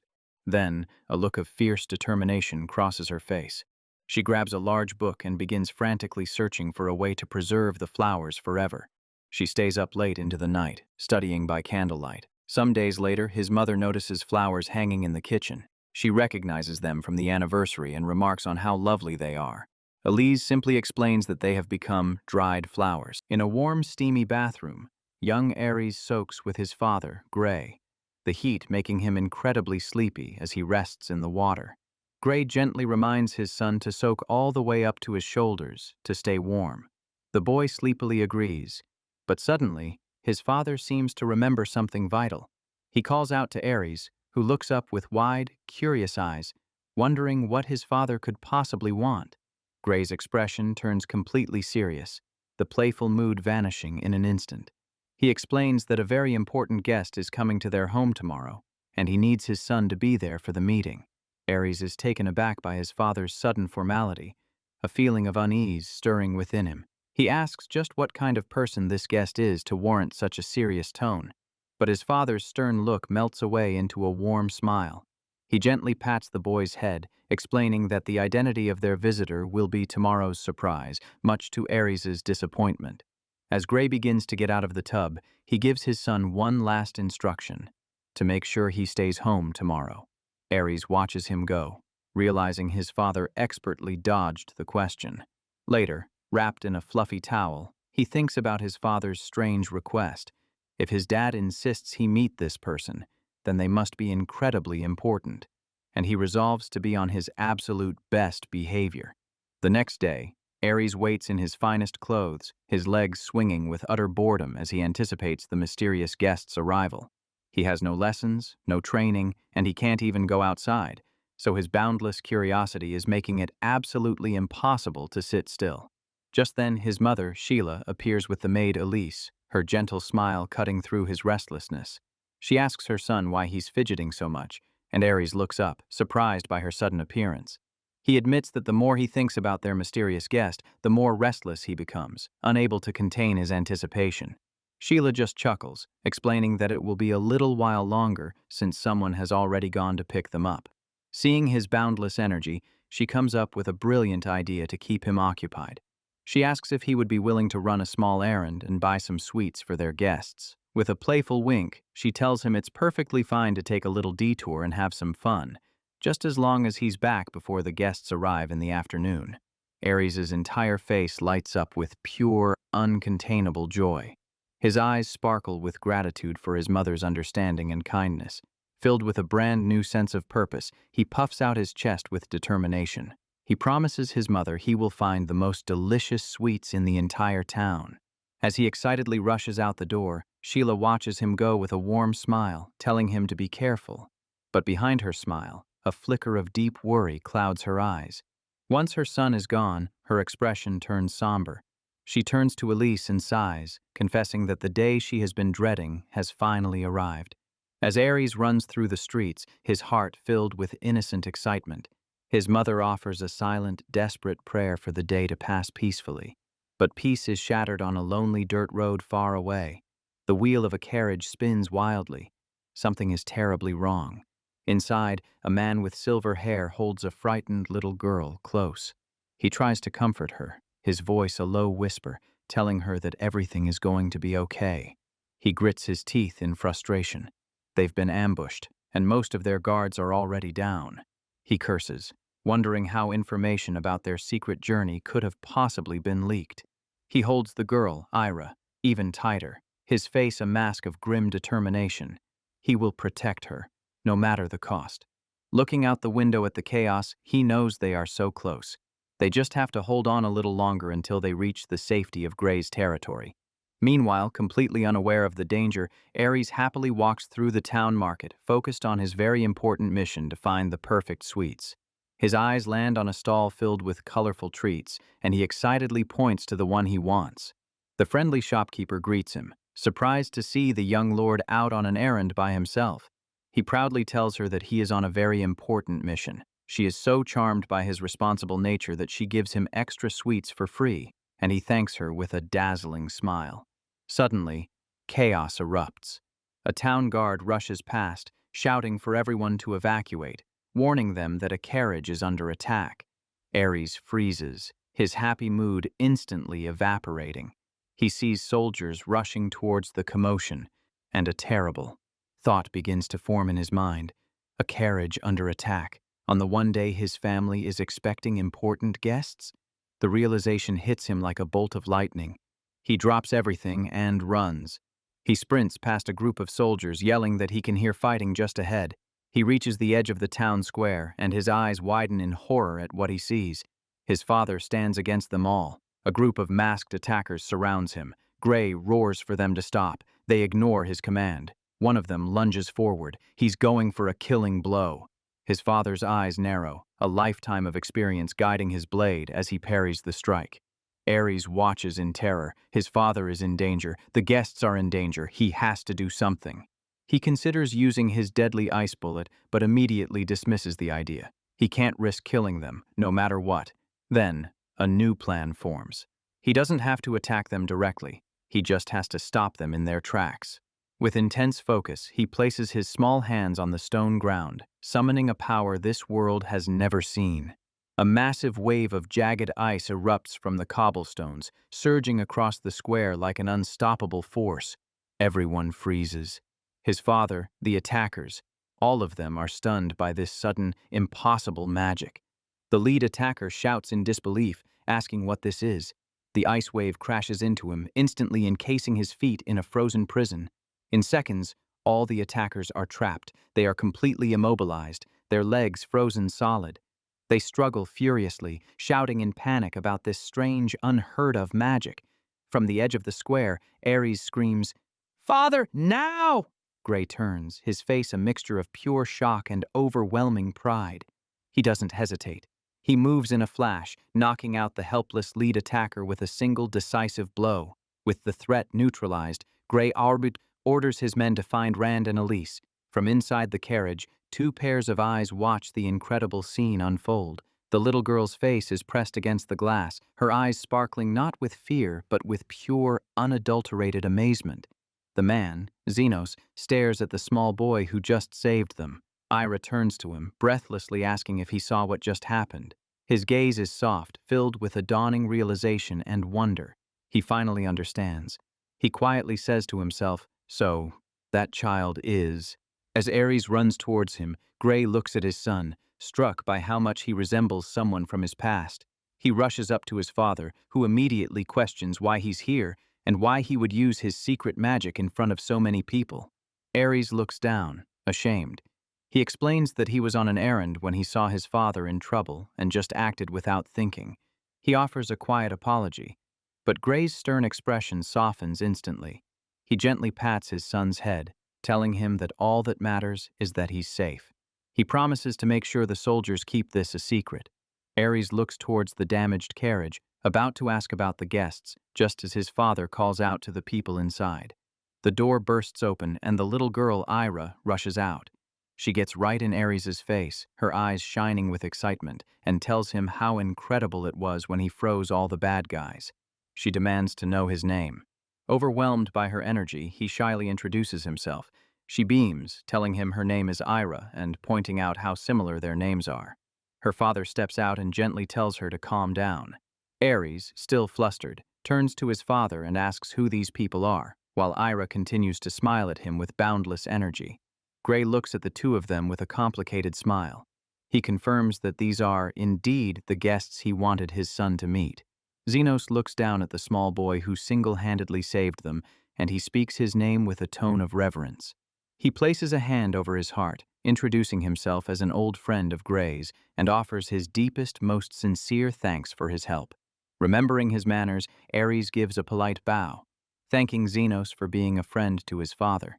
He feels a strange familiarity with this man, wondering if it's because they both have silver hair. Xenos is deeply impressed by the boy's polite nature. He turns to Gray, remarking that after seeing that display of power, there is no doubt that Ares is his son. Gray puffs out his chest, filled with pride. Ares watches the two men, sensing a strange and awkward atmosphere between them that he can't quite understand. It's the first time he's ever met one of his father's friends, and he finds their interaction a little strange. He wonders if this is just how adult friendships are. In his past life, he never had any friends, so he has no way of knowing. His thoughts are interrupted by Ira tapping him on the shoulder. She asks what's wrong and tells him their replacement carriage has arrived. Startled, he jumps slightly, and Ira looks at him curiously, thinking he's a little bit odd. "Let's go home," she says, already leading the way to the new carriage. Ares watches her go, a hopeful thought taking root in his heart. For the first time, he has met another child his own age.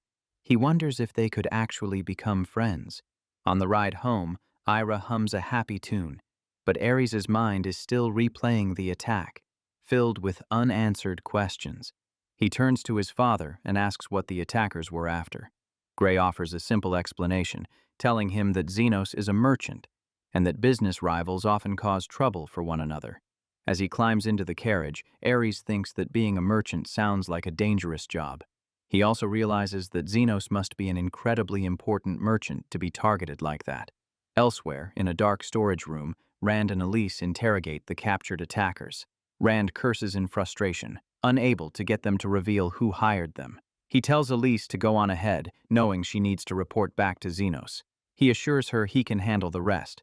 With a cheerful wave, he promises to stop by later with some of Xenos' favorite drink, telling her to have some good snacks ready for him.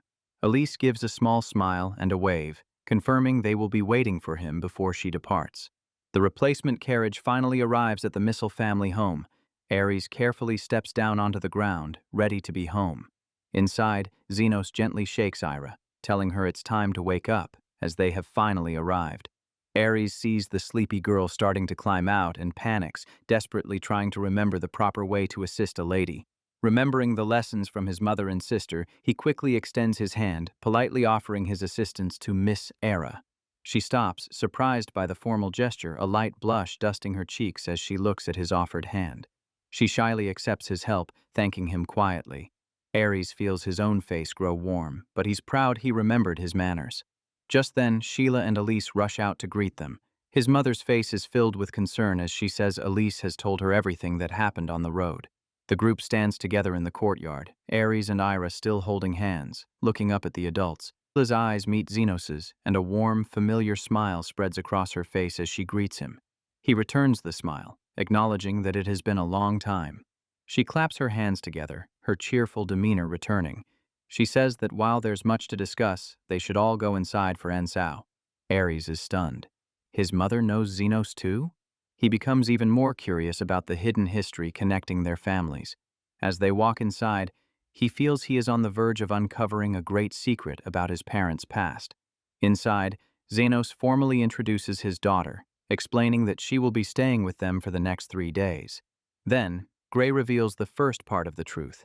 He explains that he, his wife, and Xenos were once all members of the same adventuring party. He adds with a grin that their friend Rand was part of their group as well. Ares is absolutely floored by this revelation. It all suddenly makes sense. That's why his mother knew Xenos. His eyes sparkle with excitement, and he begs them to tell him more. Ira is just as shocked, exclaiming that she never knew her father had been an adventurer. Xenos looks a little embarrassed by all the attention. To explain why his adventuring days are over, he begins to roll up his sleeve. He reveals a long, ugly scar on his arm. He explains that while he can still move around just fine, this injury ended his career. Ares looks at the scar with a sad expression, wondering if this was the reason his parents' adventuring party broke up. Xenos explains that after his injury, Gray and Sierra got married and settled down. Rand stayed in the territory, and he became a merchant. They all went their separate ways. He smiles warmly at the 2 children, telling them that now that he has built a good life, they all thought it was the perfect time to reunite and for their children to finally meet. As his story concludes, Ares looks around, suddenly realizing that Ira has vanished. He wonders where she could have possibly gone. He spots her in a very unexpected place. There, in the middle of the floor, she is lying flat on her back, completely spread out. "I'm so bored," she suddenly yells, her voice echoing through the quiet room, her patience for the adults long. Conversation completely gone. Her father immediately panics, rushing over to tell her that's no way to behave in someone else's house. But she just complains that their grown-up talk is taking far too long. To his surprise, Gray and Sheila just laugh. Sheila admits their conversation is probably very boring for children, and Gray smiles, admiring his friend's daughter's free spirit. Ares sees his chance to solve the problem. He suggests that he could show Ira around the town to keep her entertained. At his words, she immediately sits up, her eyes sparkling with excitement. "I want to go," she exclaims, jumping to her feet. Ares, however, is a little more hesitant, suddenly feeling the pressure of being a host. Xenos apologizes for his daughter's energy, but Gray just waves it off, saying it's a good thing for a child to be so lively. He adds that it will be a good experience for Ares. Ares is stunned. He feels as though he's just been given a very important and slightly terrifying mission from his father. A little while later, they are walking through the bustling town, with Elise following closely behind. Ira looks around in absolute awe, amazed by all the shops. She spots a stall selling glittering magic stones and points excitedly, telling him that her father is a merchant who deals in them. Still feeling shy, Ares can only manage a quiet, "Oh, really?" But inside, his mind is racing. He worries his reply sounded cold and uninterested, and he feels like he's already failing as a tour guide. He has no idea what to talk about with another kid. What are you supposed to say to someone you've just met? Just as he's getting lost in his nervous thoughts, she saves him by asking a simple question. "Hey, Ares, how old are you?" He shyly answers that he is 5. She puffs out her chest proudly, announcing that since she is 6, she is officially the older one. She tells him it's incredible that he can use such powerful magic at only 5, admitting she's not very good at it herself. He is surprised to learn that she can use magic too. Finally, on a topic he understands, he eagerly asks about her magic attribute. But she just points a finger at him, playfully telling him to stop being so formal. He gets flustered all over again, trying to explain that it's only proper since he's younger. Then, blushing, he confesses the real reason he's so awkward. He's never really talked to other kids his age before, so he's incredibly nervous. At this, she bursts out laughing. "You're so weird," she says, much to his shock. With a cheerful wink, she explains. His amazing magic and calm demeanor made him seem so grown up, but now he's acting just like a normal, flustered kid. She smiles kindly, telling him she's relieved. It shows that he's a child too, and that, just like her, he's a little bit different from everyone else. She turns away, explaining that her pure black hair and eyes are very rare in this world, and because of it, people often look at her strangely. He understands instantly. In his past life, black hair was common, but here it makes her an outcast and must make her feel so lonely. He looks right at her and speaks from the heart, telling her that her hair and eyes aren't strange at all. In fact, he thinks they're beautiful. Her cheeks turn a deep shade of red. She quickly turns away, hiding her face as she mumbles a half-hearted threat not to lie to her. "It's not a lie," he insists, waving his hands in a panic, while Elise watches the sweet scene unfold with a knowing look. Internally, she is deeply impressed, thinking to herself that her young lord has a natural gift for being charming. But Ares, completely misreading the situation, whispers to Elise with a worried expression, afraid that he has somehow made Ira angry. Elise just gives him a mysterious smile, thinking his future is going to be very interesting. Ares is more confused than ever. To break the awkward silence, Elise smoothly changes the subject, mentioning that she heard from Xenos that Ira is a skilled sword fighter. At the mention of her talent, Ira's mood brightens instantly. Still blushing, she proudly confirms that she is good with a sword and enthusiastically offers to teach him. His face lights up with pure joy and relief. He happily accepts, admitting he's not very good with his own sword yet and would love her help. A shy, quiet moment passes between them as they stand there. Then, with a thoughtful smile, she looks at him and says she'll teach him, because he is, after all, her friend. The word friend echoes in his mind, and a warm, happy feeling spreads through his chest. He has just made his very first real friend. A brilliant smile spreads across his face. He gently takes her hand and says, "It's nice to officially meet you, Ira." She holds his hand and adds her own condition. In return for sword lessons, he has to teach her magic. "Of course," he agrees instantly. Elise watches them with a small, satisfied smile. It seems her work here is done, and it's time to head back. Meanwhile, back at the estate, the mood has grown much more serious. Xenos is finally getting to the true reason for his visit. He drops a bombshell. He is not a merchant. He is the Emperor, and he addresses Gray not as his friend, but with the formal title of Your Imperial Majesty. In a flash of memory, we see a tiny baby Ares. The Emperor's voice reveals the whole truth. Ares is not Gray's son. He is the imperial prince, sent here to be raised in secret. Xenos thanks them from the bottom of his heart. Gray and Sheila bow their heads deeply, telling the Emperor his words are too kind. Xenos sits in a heavy silence, the weight of 5 lost years pressing down on him. Gray looks at his old friend with pained eyes and asks him to stop with the formal titles. Xenos gives a sad smile, admitting that being the Emperor is a very lonely existence. Sheila's gentle laugh breaks the tension. She reminds him that the person sitting with them today is not the Emperor, but just Xenos, their dear friend. Relieved, Gray feels it's finally safe to tell him everything. He apologizes for not telling him about Ares' unique ice magic. Xenos admits he was shocked, as there was no mention of it in any letters or reports from Elise. It becomes clear that Elise's role was more than just a maid. She was an agent of the Emperor, assigned to secretly protect the young prince. Gray and Sheila apologize again, explaining it was their decision to keep it a secret. They just wanted Ares to live a free and happy life, and they couldn't bring themselves to fully trust even their old friend. But Xenos holds no anger for them, only a profound, heartbreaking understanding. How could he blame them, when he is the father who abandoned his own child and stayed away for 5 long, agonizing years? He confesses the real reason he stayed away. He was afraid. He was terrified of having someone precious by his side, only to lose them again. He blames himself for what happened to his wife Celia. Gray and Sierra try to comfort him, telling him it wasn't his fault, but he is lost in his grief, apologizing over and over for the pain he believes he caused. He suddenly shakes his head, as if waking from a terrible nightmare. Apologizing for his outburst, he tries to compose himself. Sheila gently tells him it's understandable, as those were chaotic and terrible times for the entire country. Xenos recalls how he took the throne to bring peace and how his beloved Celia stood by him through it all. He reveals the painful truth of their past. Because she was a commoner, he was forced into a political marriage with an empress, a condition that broke Celia's heart. His voice cracks with pain as he tells them his greatest failure.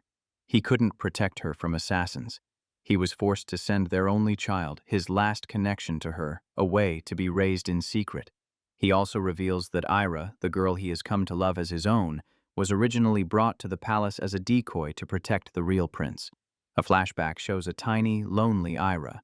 Xenos explains that it was easy to pretend she was Celia's child, as she had the same black hair and even the same magic affinity. He explains that because she is a girl, she has no claim to the throne and is safe. But Ares, as a boy, is in constant danger. Gray looks his friend in the eye and asks the question that has haunted him for 5 years.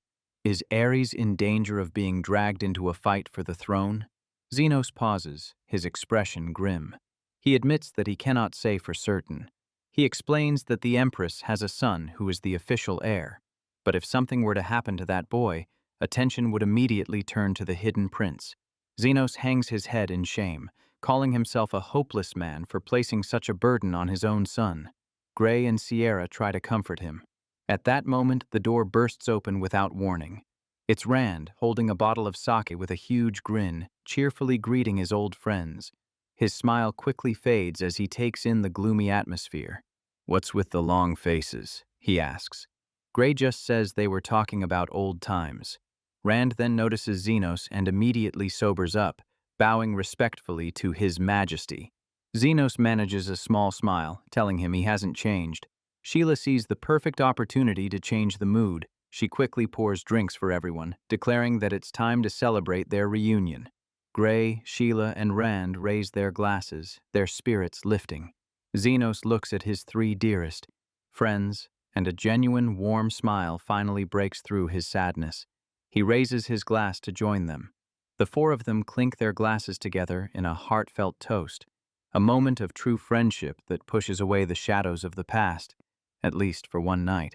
While the adults reconnect, Ares and Ira continue their happy stroll through the town, unaware of the heavy secrets being shared back at the house. "I really like this place. It's so peaceful," Ira exclaims. Ares is thrilled that she's having a good time. He humbly says there isn't much to see, but she enthusiastically disagrees, saying the people are kind and the snacks were delicious. She turns to him with a radiant smile, saying the best part was getting to walk around a town with a friend for the very first time. Ares blushes happily and admits it's his first time too. With a sincere smile, he tells her he's glad his first time was with her. His innocent but sweet words catch her completely off guard, and her face flushes a deep shade of red. Flustered, she thinks to herself how surprisingly charming he can be. She turns to Elise and asks if he's ever gone for a walk like this with anyone before. Just then, another boy accidentally bumps into Ares. His mother immediately grabs him, scolding him for running into the Lord's son. The boy is terrified and stammers an apology. Ares quickly tells him it's okay. The mother and son bow repeatedly before hurrying away, leaving an uncomfortable silence. Ira puts a concerned hand on his shoulder and asks if he's all right. He nods, but his expression is a little sad. He watches the boy disappear, wishing he could have just casually invited him to walk with them.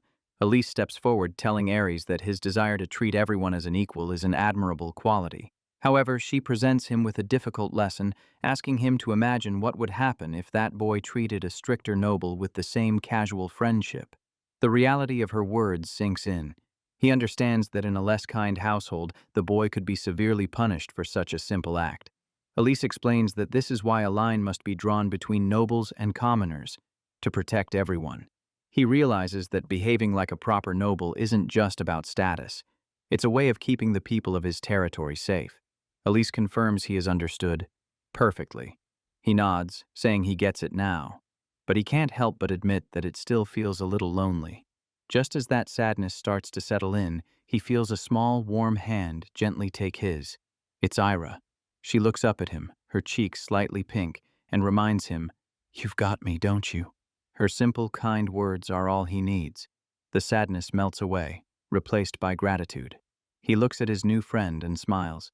"Yeah, you're right." A brilliant, joyful grin lights up his face. He squeezes her hand, declaring that as long as he has her as a friend, that's more than enough. Ira is once again left speechless by his honest charm. Behind them, Elise thinks to herself what a perfect thing to say. A flustered Ira playfully calls him an idiot and tries to hide her blushing face. Elise announces that it's time for them to head back home. But when they walk back into the dining room, they are greeted by a scene of complete and utter chaos. The grand reunion has turned into a wild party. Gray, Xenos, and Rand are all passed out or slumped over the table, surrounded by empty bottles. Only Sheila remains composed, calmly sipping her drink. Sheila, ever the calm center of the storm, begins to tidy up. She tells Ares to take Era to his room and that she will bring them dinner soon. Ares looks on, amazed that his mother is handling the messy situation all by herself. As they walk away from the chaos, Ares admits with a nervous smile that he's never seen his father act like that before. Ira agrees, saying she's never seen her own father so carefree either. Later that evening, tucked warmly into a soft bed, Ira thinks about her day. The dinner was delicious, and her time spent exploring the town with Ares was so much fun. Her thoughts drift back to the moment of danger on the road. She remembers the carriage being attacked and how, in a flash of brilliant ice, Ares saved them all. A wave of shame washes over her. She remembers how she just stood there, frozen in fear, unable to do anything to help. Even though Ares was younger and smaller, he fought so bravely. She hides her face in her pillow, admitting to herself that she was frustrated. That frustration had made her a little mean to Ares at first, even though he had been nothing but kind to her. Her heart softens as she remembers his gentle voice, telling her that her hair and eyes were beautiful. She kicks her feet under the covers, completely flustered. What a strange boy he was. His words had made her so happy, but he was so serious about it. With a determined smile, she decides that for the rest of her visit, she's going to spend as much time with him as she can. As the moon shines down on the quiet house, Ira makes a solemn promise to herself. She is the older one, after all, and she will look after her new friend. The next morning, Ira bursts into Ares's room with the energy of the morning sun. "Good morning, Ares, wake up," she shouts cheerfully. A sleepy Ares sits up in bed, rubbing his eyes, and wishes her a good morning. Ira, already full of energy, tells him to hurry up so they can go eat breakfast. Ares sleepily remarks on how much energy she has so early in the day. At the breakfast table, Gray and Xenos are not nearly as energetic. They are both suffering from terrible headaches after their celebration, while Elise calmly serves them tea. Sheila, who looks perfectly refreshed, ignores the two complaining men and turns to the children. She asks them what they would like to do today. suggesting maybe they could read a book. Ira puts her finger to her chin, thinking hard about the possibilities. Her eyes light up with a brilliant idea. She declares that she wants to go to the forest with Ares and fight monsters. Ares' heart swells with understanding. He knows that Ira feels the same way he does. She wants to become strong enough to protect the people she loves. He jumps in immediately, eagerly asking his father if they can go. Ira clasps her hands together and gives the two fathers her most hopeful look. Xenos and Gray share a knowing look. Xenos remarks on how quickly children grow up, and Gray agrees with a proud smile. Gray gives them permission, but only if Elise goes with them to supervise. The children cheer with excitement, promising to be good. Dressed in cloaks and ready for adventure, they arrive at the edge of the woods. Ares explains that this is his usual training spot. Ira looks around, a little nervous now that the adventure is real. Ares notices her hesitation and gives her a teasing smile, asking if she's nervous. He places a reassuring hand on her shoulder and reminds her that she's not alone. He and Elise are right there with her. Ira blushes and quickly denies it, insisting she's perfectly fine. Ares just smiles, happy that she feels better. Elise steps forward, her expression serious. She tells them that Ares just said something very important. Battle is not something you do alone, she says, her voice firm. It's a lesson she wants them both to learn. She explains that with Ira's sword skills and Ares' magic, this will be the perfect chance for them to practice teamwork. Suddenly, Elise's expression changes. She's sensed something. The two children immediately go on alert. A single, ugly goblin leaps out of the bushes, waving a small dagger. Elise calmly assesses the threat. She looks at Ira and gives her the first test. Try to handle it on your own. Ira is shocked to be put on the spot so suddenly. Ares looks at her with concern, asking if she'll be okay. Ira takes a deep breath and grips her wooden sword. She reminds herself that she's the older one, and more than that, she is determined to become strong enough to protect her father. A fire ignites in her eyes. She is also determined to show Ares just how cool and strong she can be. She dashes forward with incredible speed. In a flash, she swings her sword, landing a solid hit on the goblin, but her moment of triumph turns to horror. She stares at the blood on her sword, realizing she has hurt a living thing. The feeling makes her stomach turn, and she freezes in panic. Seeing her falter, Ares yells out, "Ira, calm down!" He knows he has to do something to snap her out of her panic. He shouts words of encouragement, telling her she is strong enough to win. His voice cuts through her fear. He tells her to look closely. The enemy is hurt and weakened. His words remind her of her father's comforting presence. This time is different from the carriage attack. She is not helpless. She can fight back. The injured goblin gets ready to charge again, but this time, Ira stands her ground, ready for it. With a final, desperate scream, the goblin lunges. Ira meets its charge with a steady hand and a clear mind, delivering the final blow. Ares rushes to her side, wrapping her in a big hug. "Ira, that was amazing," he cheers. "You defeated it on your first try?" Ira is still catching her breath, hardly believing it's over. Elise approaches with a rare, small smile of approval. She tells Ira she did a good job and was able to fight properly all by herself. But the praise is short-lived. Elise puts on a funny drill sergeant cap and announces that their next challenge is the 100 Goblin drill. The two children look on in absolute horror. The real training begins. With Elise shouting orders through a megaphone, Ares and Ira learn to coordinate their attacks. They fight side by side, Ares using his ice magic to create openings, and Ira using her sword skills to finish the job. They are becoming a powerful team. Through the intense battle, they share a look of triumph. They are exhausted, sweaty, but incredibly happy. Elise watches from a distance, a proud and satisfied expression on her face as she sees the two children laughing and fighting together. After the long drill, Elise lets them take a short break. They collapse onto the grass, tired but proud of how well they are starting to work together. Ares can't stop praising his new friend. He tells Ira how amazing her sword skills are, how fast and flexible she is. He grins and says, "You were like a cat." Ira, pictured with adorable cat ears, is a little confused by the comparison. She blushes slightly and asks him, "Ares, do you like cats?" He seems surprised by the question but answers honestly that he does. Ira falls silent, a thoughtful and slightly flustered look on her face. Ares has no idea why she's acting so quiet all of a sudden. Elise sighs dramatically. Lord Ares is as clueless as ever. She stands up and announces that their training day is over and it's time to head home. As evening falls, Gray and Xenos wait anxiously outside the house. Gray worries that it's getting too late for the children to be out. Xenos is starting to panic, suggesting they go out and find them. Sheila, ever the voice of reason, calmly tells her old friend to relax. Just then, Gray spots a familiar sight in the distance. 3 small figures walking home. The 2 tired but happy adventurers return, led by Elise. "Father, why are you outside?" Ares asks, while Ira sleepily complains that she's hungry.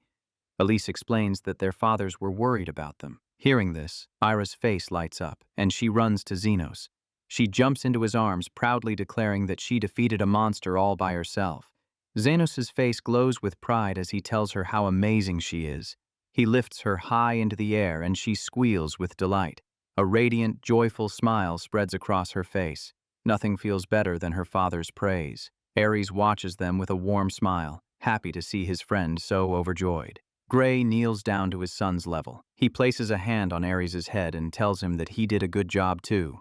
He praises Ares for protecting Hera and tells him he is a proud son. Ares blushes, his heart full. Later that evening, after a hearty dinner, Gray approaches Ares with a serious question. He asks his son if he would be interested in going to the imperial capital. Ares is taken by surprise. The imperial capital.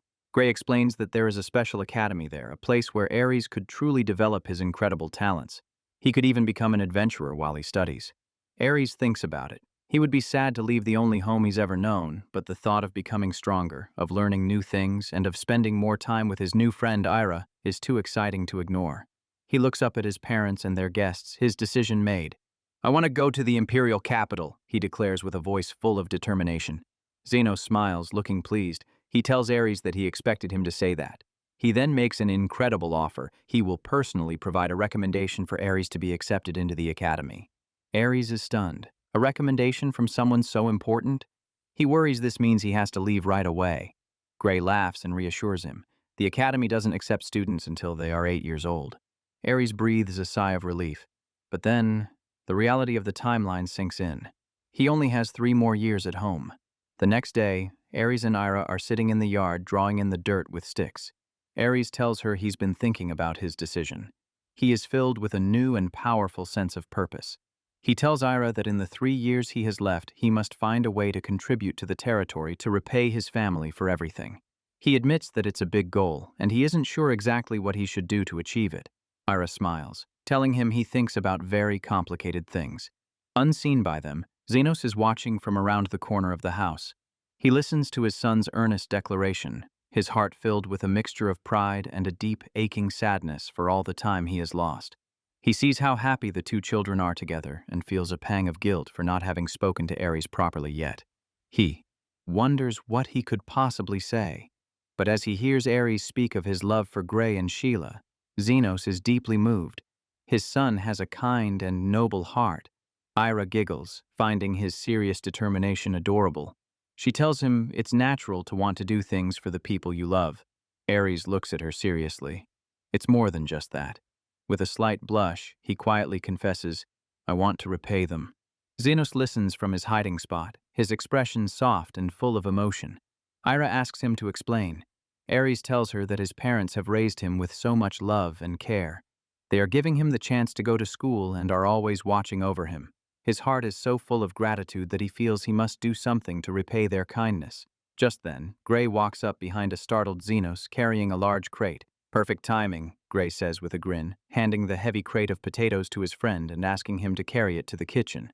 Xenos, still lost in thought, agrees.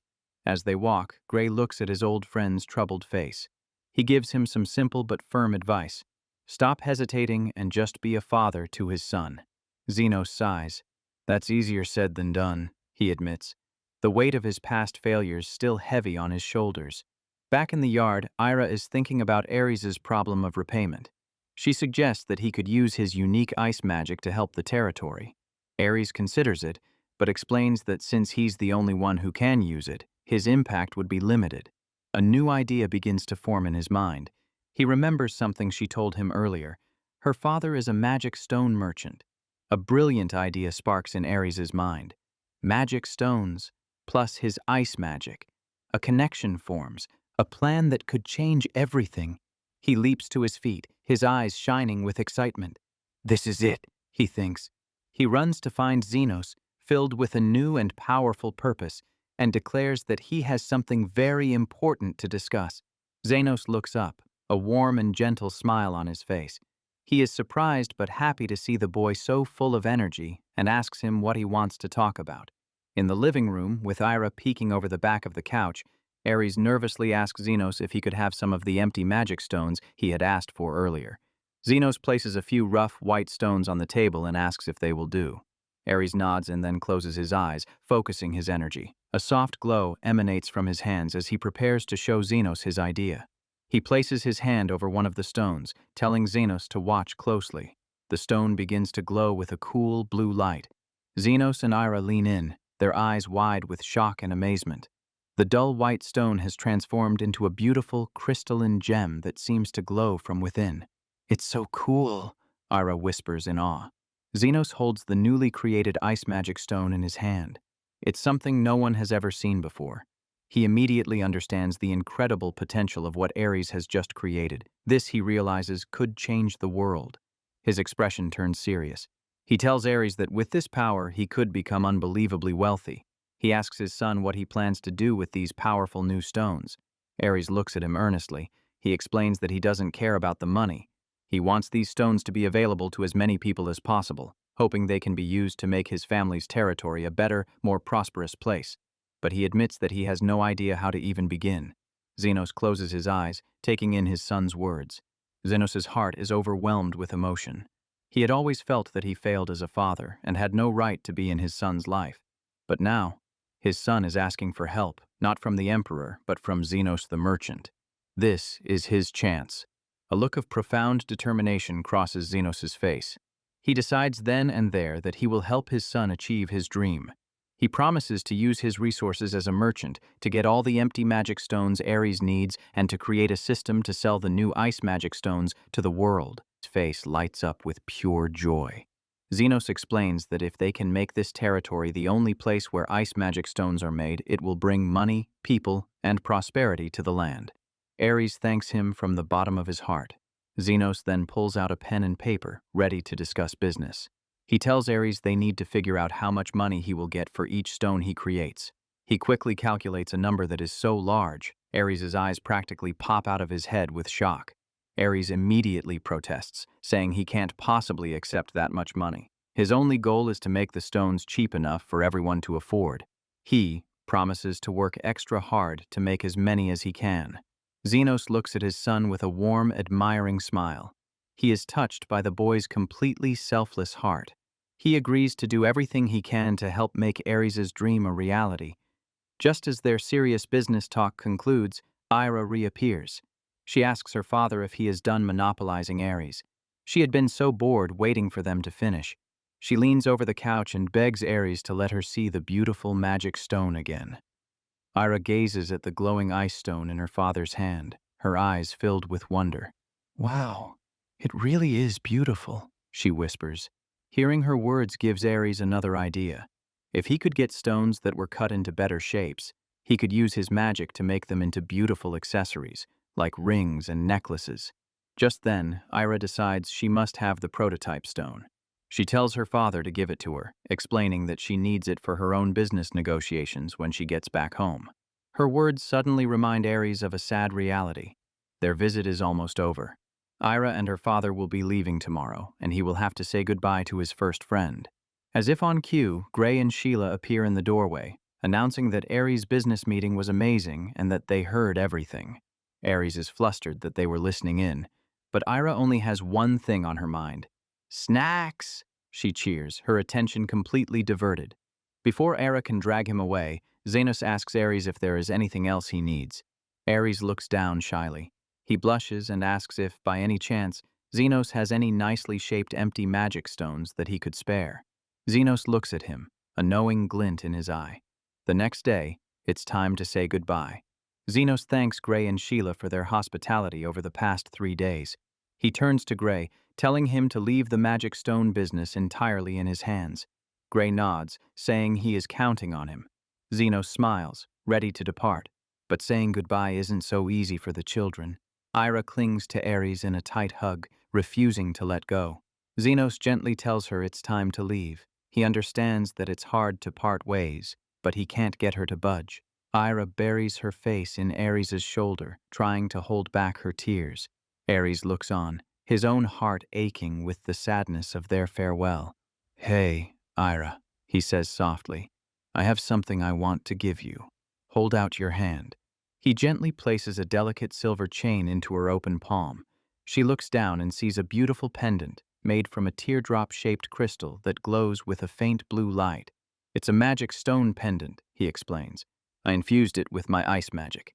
He gives her a shy smile and reminds her that she had said the stones were beautiful. He tells her how much he enjoyed spending the last 3 days with her and that he wanted her to have it. Ira's tears of sadness are replaced with tears of joy. She clutches the pendant to her chest and promises to treasure it forever. She gently touches the beautiful gift, her heart so full of emotion she can barely speak. She looks up at him and quietly asks him to close his eyes. Confused but trusting, Ares does as she asks. Ira leans in and gives him a soft, quick kiss on the cheek. Ares' eyes fly open, his face turning bright red with shock. The adults, who saw the whole thing, look just as surprised. Just as quickly, Ira pulls away, her own face flushed. That's my thank you," she stammers, adding that it was her first kiss before running to the carriage. Ares is left completely stunned, touching his cheek in disbelief.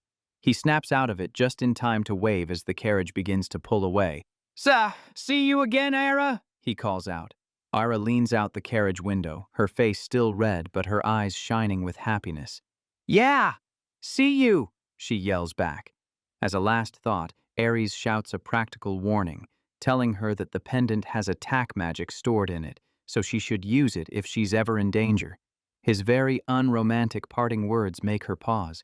She leans against the window frame, a frustrated but happy blush on her face. "Ares, you idiot!" she yells with a laugh. "Think about the mood." As the carriage disappears down the road, Ares stands there, still blushing and completely bewildered. Inside the carriage, Ira complains about how Ares ruined the romantic moment. Xenos just smiles and says, "Good for you, Ira." He then asks her directly, "So, do you like Ares?" Ira is so flustered she can barely speak. She looks down, fiddling with the hem of her sleeve, and quietly admits that she does. Xenos looks out the window, a thoughtful smile on his face. He can tell that her feelings are serious. He reflects on the strange situation. His adopted daughter has fallen in love with his biological son. While it makes him happy, it's also very complicated. As their carriage drives away, he tells Ira that Ares is going to be very popular one day, so she'll have to do her best. He promises himself that he will do everything in his power to ensure a happy future for both of his children. Back at the estate, Ares and his family wave until the carriage is out of sight. Ares admits that it feels lonely now that they're gone, but he touches his cheek where Ira kissed him and smiles. He knows that if he goes to the capital in 3 years, they will definitely see each other again. With renewed determination, he vows to do his best for his family and the territory until that day comes. 2 years fly by. A much older Hilda finishes packing a large suitcase. She looks out a window, a fond smile on her face. "Ares," she says to herself, "I wonder if he's doing well." The scene shifts to Ares' bedroom. It is now filled with books and scrolls, a sign of 2 years of hard study. A now 7-year-old Ares sits up in bed, having fallen asleep while studying late into the night. He gets dressed, already planning his busy day. Make magic stones, check on the new developments in town, and then he suddenly remembers something very important. A carriage pulls up to the house. Today is the day his big sister, Hilda, is finally coming home. A young woman with long blonde hair and a confident smile steps down from the carriage. "I wonder if Ares is doing well," she thinks to herself, her eyes filled with anticipation. Just then, Ares runs out to meet her, his face lit up with the biggest, happiest smile. "Big sis Hilda!" he cries out. Hilda scoops him up into a giant, loving hug. "Welcome back," he says, his voice muffled by her embrace. She laughs, telling him how much he's grown. Ares grins proudly, telling her he's 7 years old now. He then returns the compliment, telling her that she has become even more beautiful. Hilda is a little flustered, but very happy to hear it. She can't help but agree with a happy blush. Gray and Sheila come out to greet their daughter, both of them beaming with pride. Gray tells her she has grown into a fine young lady. "Welcome home, Hilda," her mother says warmly, as Elise takes her luggage. Gray asks his daughter if she's had a chance to see how much the territory has changed since she's been away. Hilda admits she saw a little on the way in. She was amazed at how much the town has developed. She looks at her little brother, a knowing smile on her face, and guesses that he must be responsible for all the changes. Gray nods proudly. Ares puffs out his chest, excited to show her everything he's done. He gives her a grand tour, showing her how the forest has been cleared to make room for new homes, how the town is bustling with new people, and how they are now raising rare golden chickens and boars, all thanks to the prosperity brought by the ice magic stones. Hilda is amazed. She had no idea her little brother was doing so much more than just making magic stones. Ares excitedly tells her his next plan is to improve the roads. Hilda smiles, finally understanding the worried letters her father had sent. He was worried that Ares was taking on too much responsibility. With puppy dog eyes, Ares explains that he only wanted to make things a little easier for her and their older brother. He just wanted to help. Hilda sighs, but her expression is full of love. Her little brother is trying to carry the weight of the world on his small shoulders again. She puts her hands on her hips and tells him that as his big sister, she needs to show him just how reliable she can be. She ruffles his hair and tells him he's done a great job. Hilda announces that she knows just how to show him her strength. She takes him to the newly established Adventurers Guild, where they run into their old friend Rand. Hilda greets him warmly, asking if he has business at the guild. With a charming and slightly smug smile, Rand reveals a huge surprise. He is now the guild master. Hilda is stunned. Hilda explains her idea to Rand. She wants to play with her little brother. Rand sets the rules. It will be a mock battle, magic attacks only. As the guildmaster, he will act as the referee and stop the fight if it gets dangerous. They stand across from each other in the guild training yard. Rand declares the start of the match. Ares is still in shock. Play meant a real battle? Hilda puts her hands on her hips and grins. She tells Ares that of course she would want to see his amazing magic in a real fight. She winks and beckons him with a finger. She warns him not to be fooled by her looks. She is a very strong magic user, and he shouldn't dare hold back. Ares gets nervous. He knows his sister is serious, but using his powerful ice spears against her would be far too dangerous. He decides to start with a less powerful spell. "Here I go, sis," he shouts, launching a swirling ball of water at her. Hilda stands perfectly still, a calm and focused expression on her face. Just as the water ball is about to hit, she throws up her hand and summons a roaring wall of fire, instantly turning his attack into a cloud of steam. Ares is shocked. His magic was completely cancelled out. Hilda compliments his attack, impressed by his power. She raises her hand, a confident smile on her face. "Now," she says, "it's my turn." With a confident smile, Hilda unleashes her own attack, telling her brother to be ready. "Flame arrow!" she cries, pointing her finger forward. Not just one, but dozens of fiery projectiles shoot through the air, raining down on Ares like a meteor shower. He braces himself for the powerful assault. He knows instantly that his normal water magic won't be enough to block so many powerful attacks. He has no choice but to use his ice magic, and a lot of it. "Ice wall!" he yells, pouring all of his mana into a single, massive defensive spell.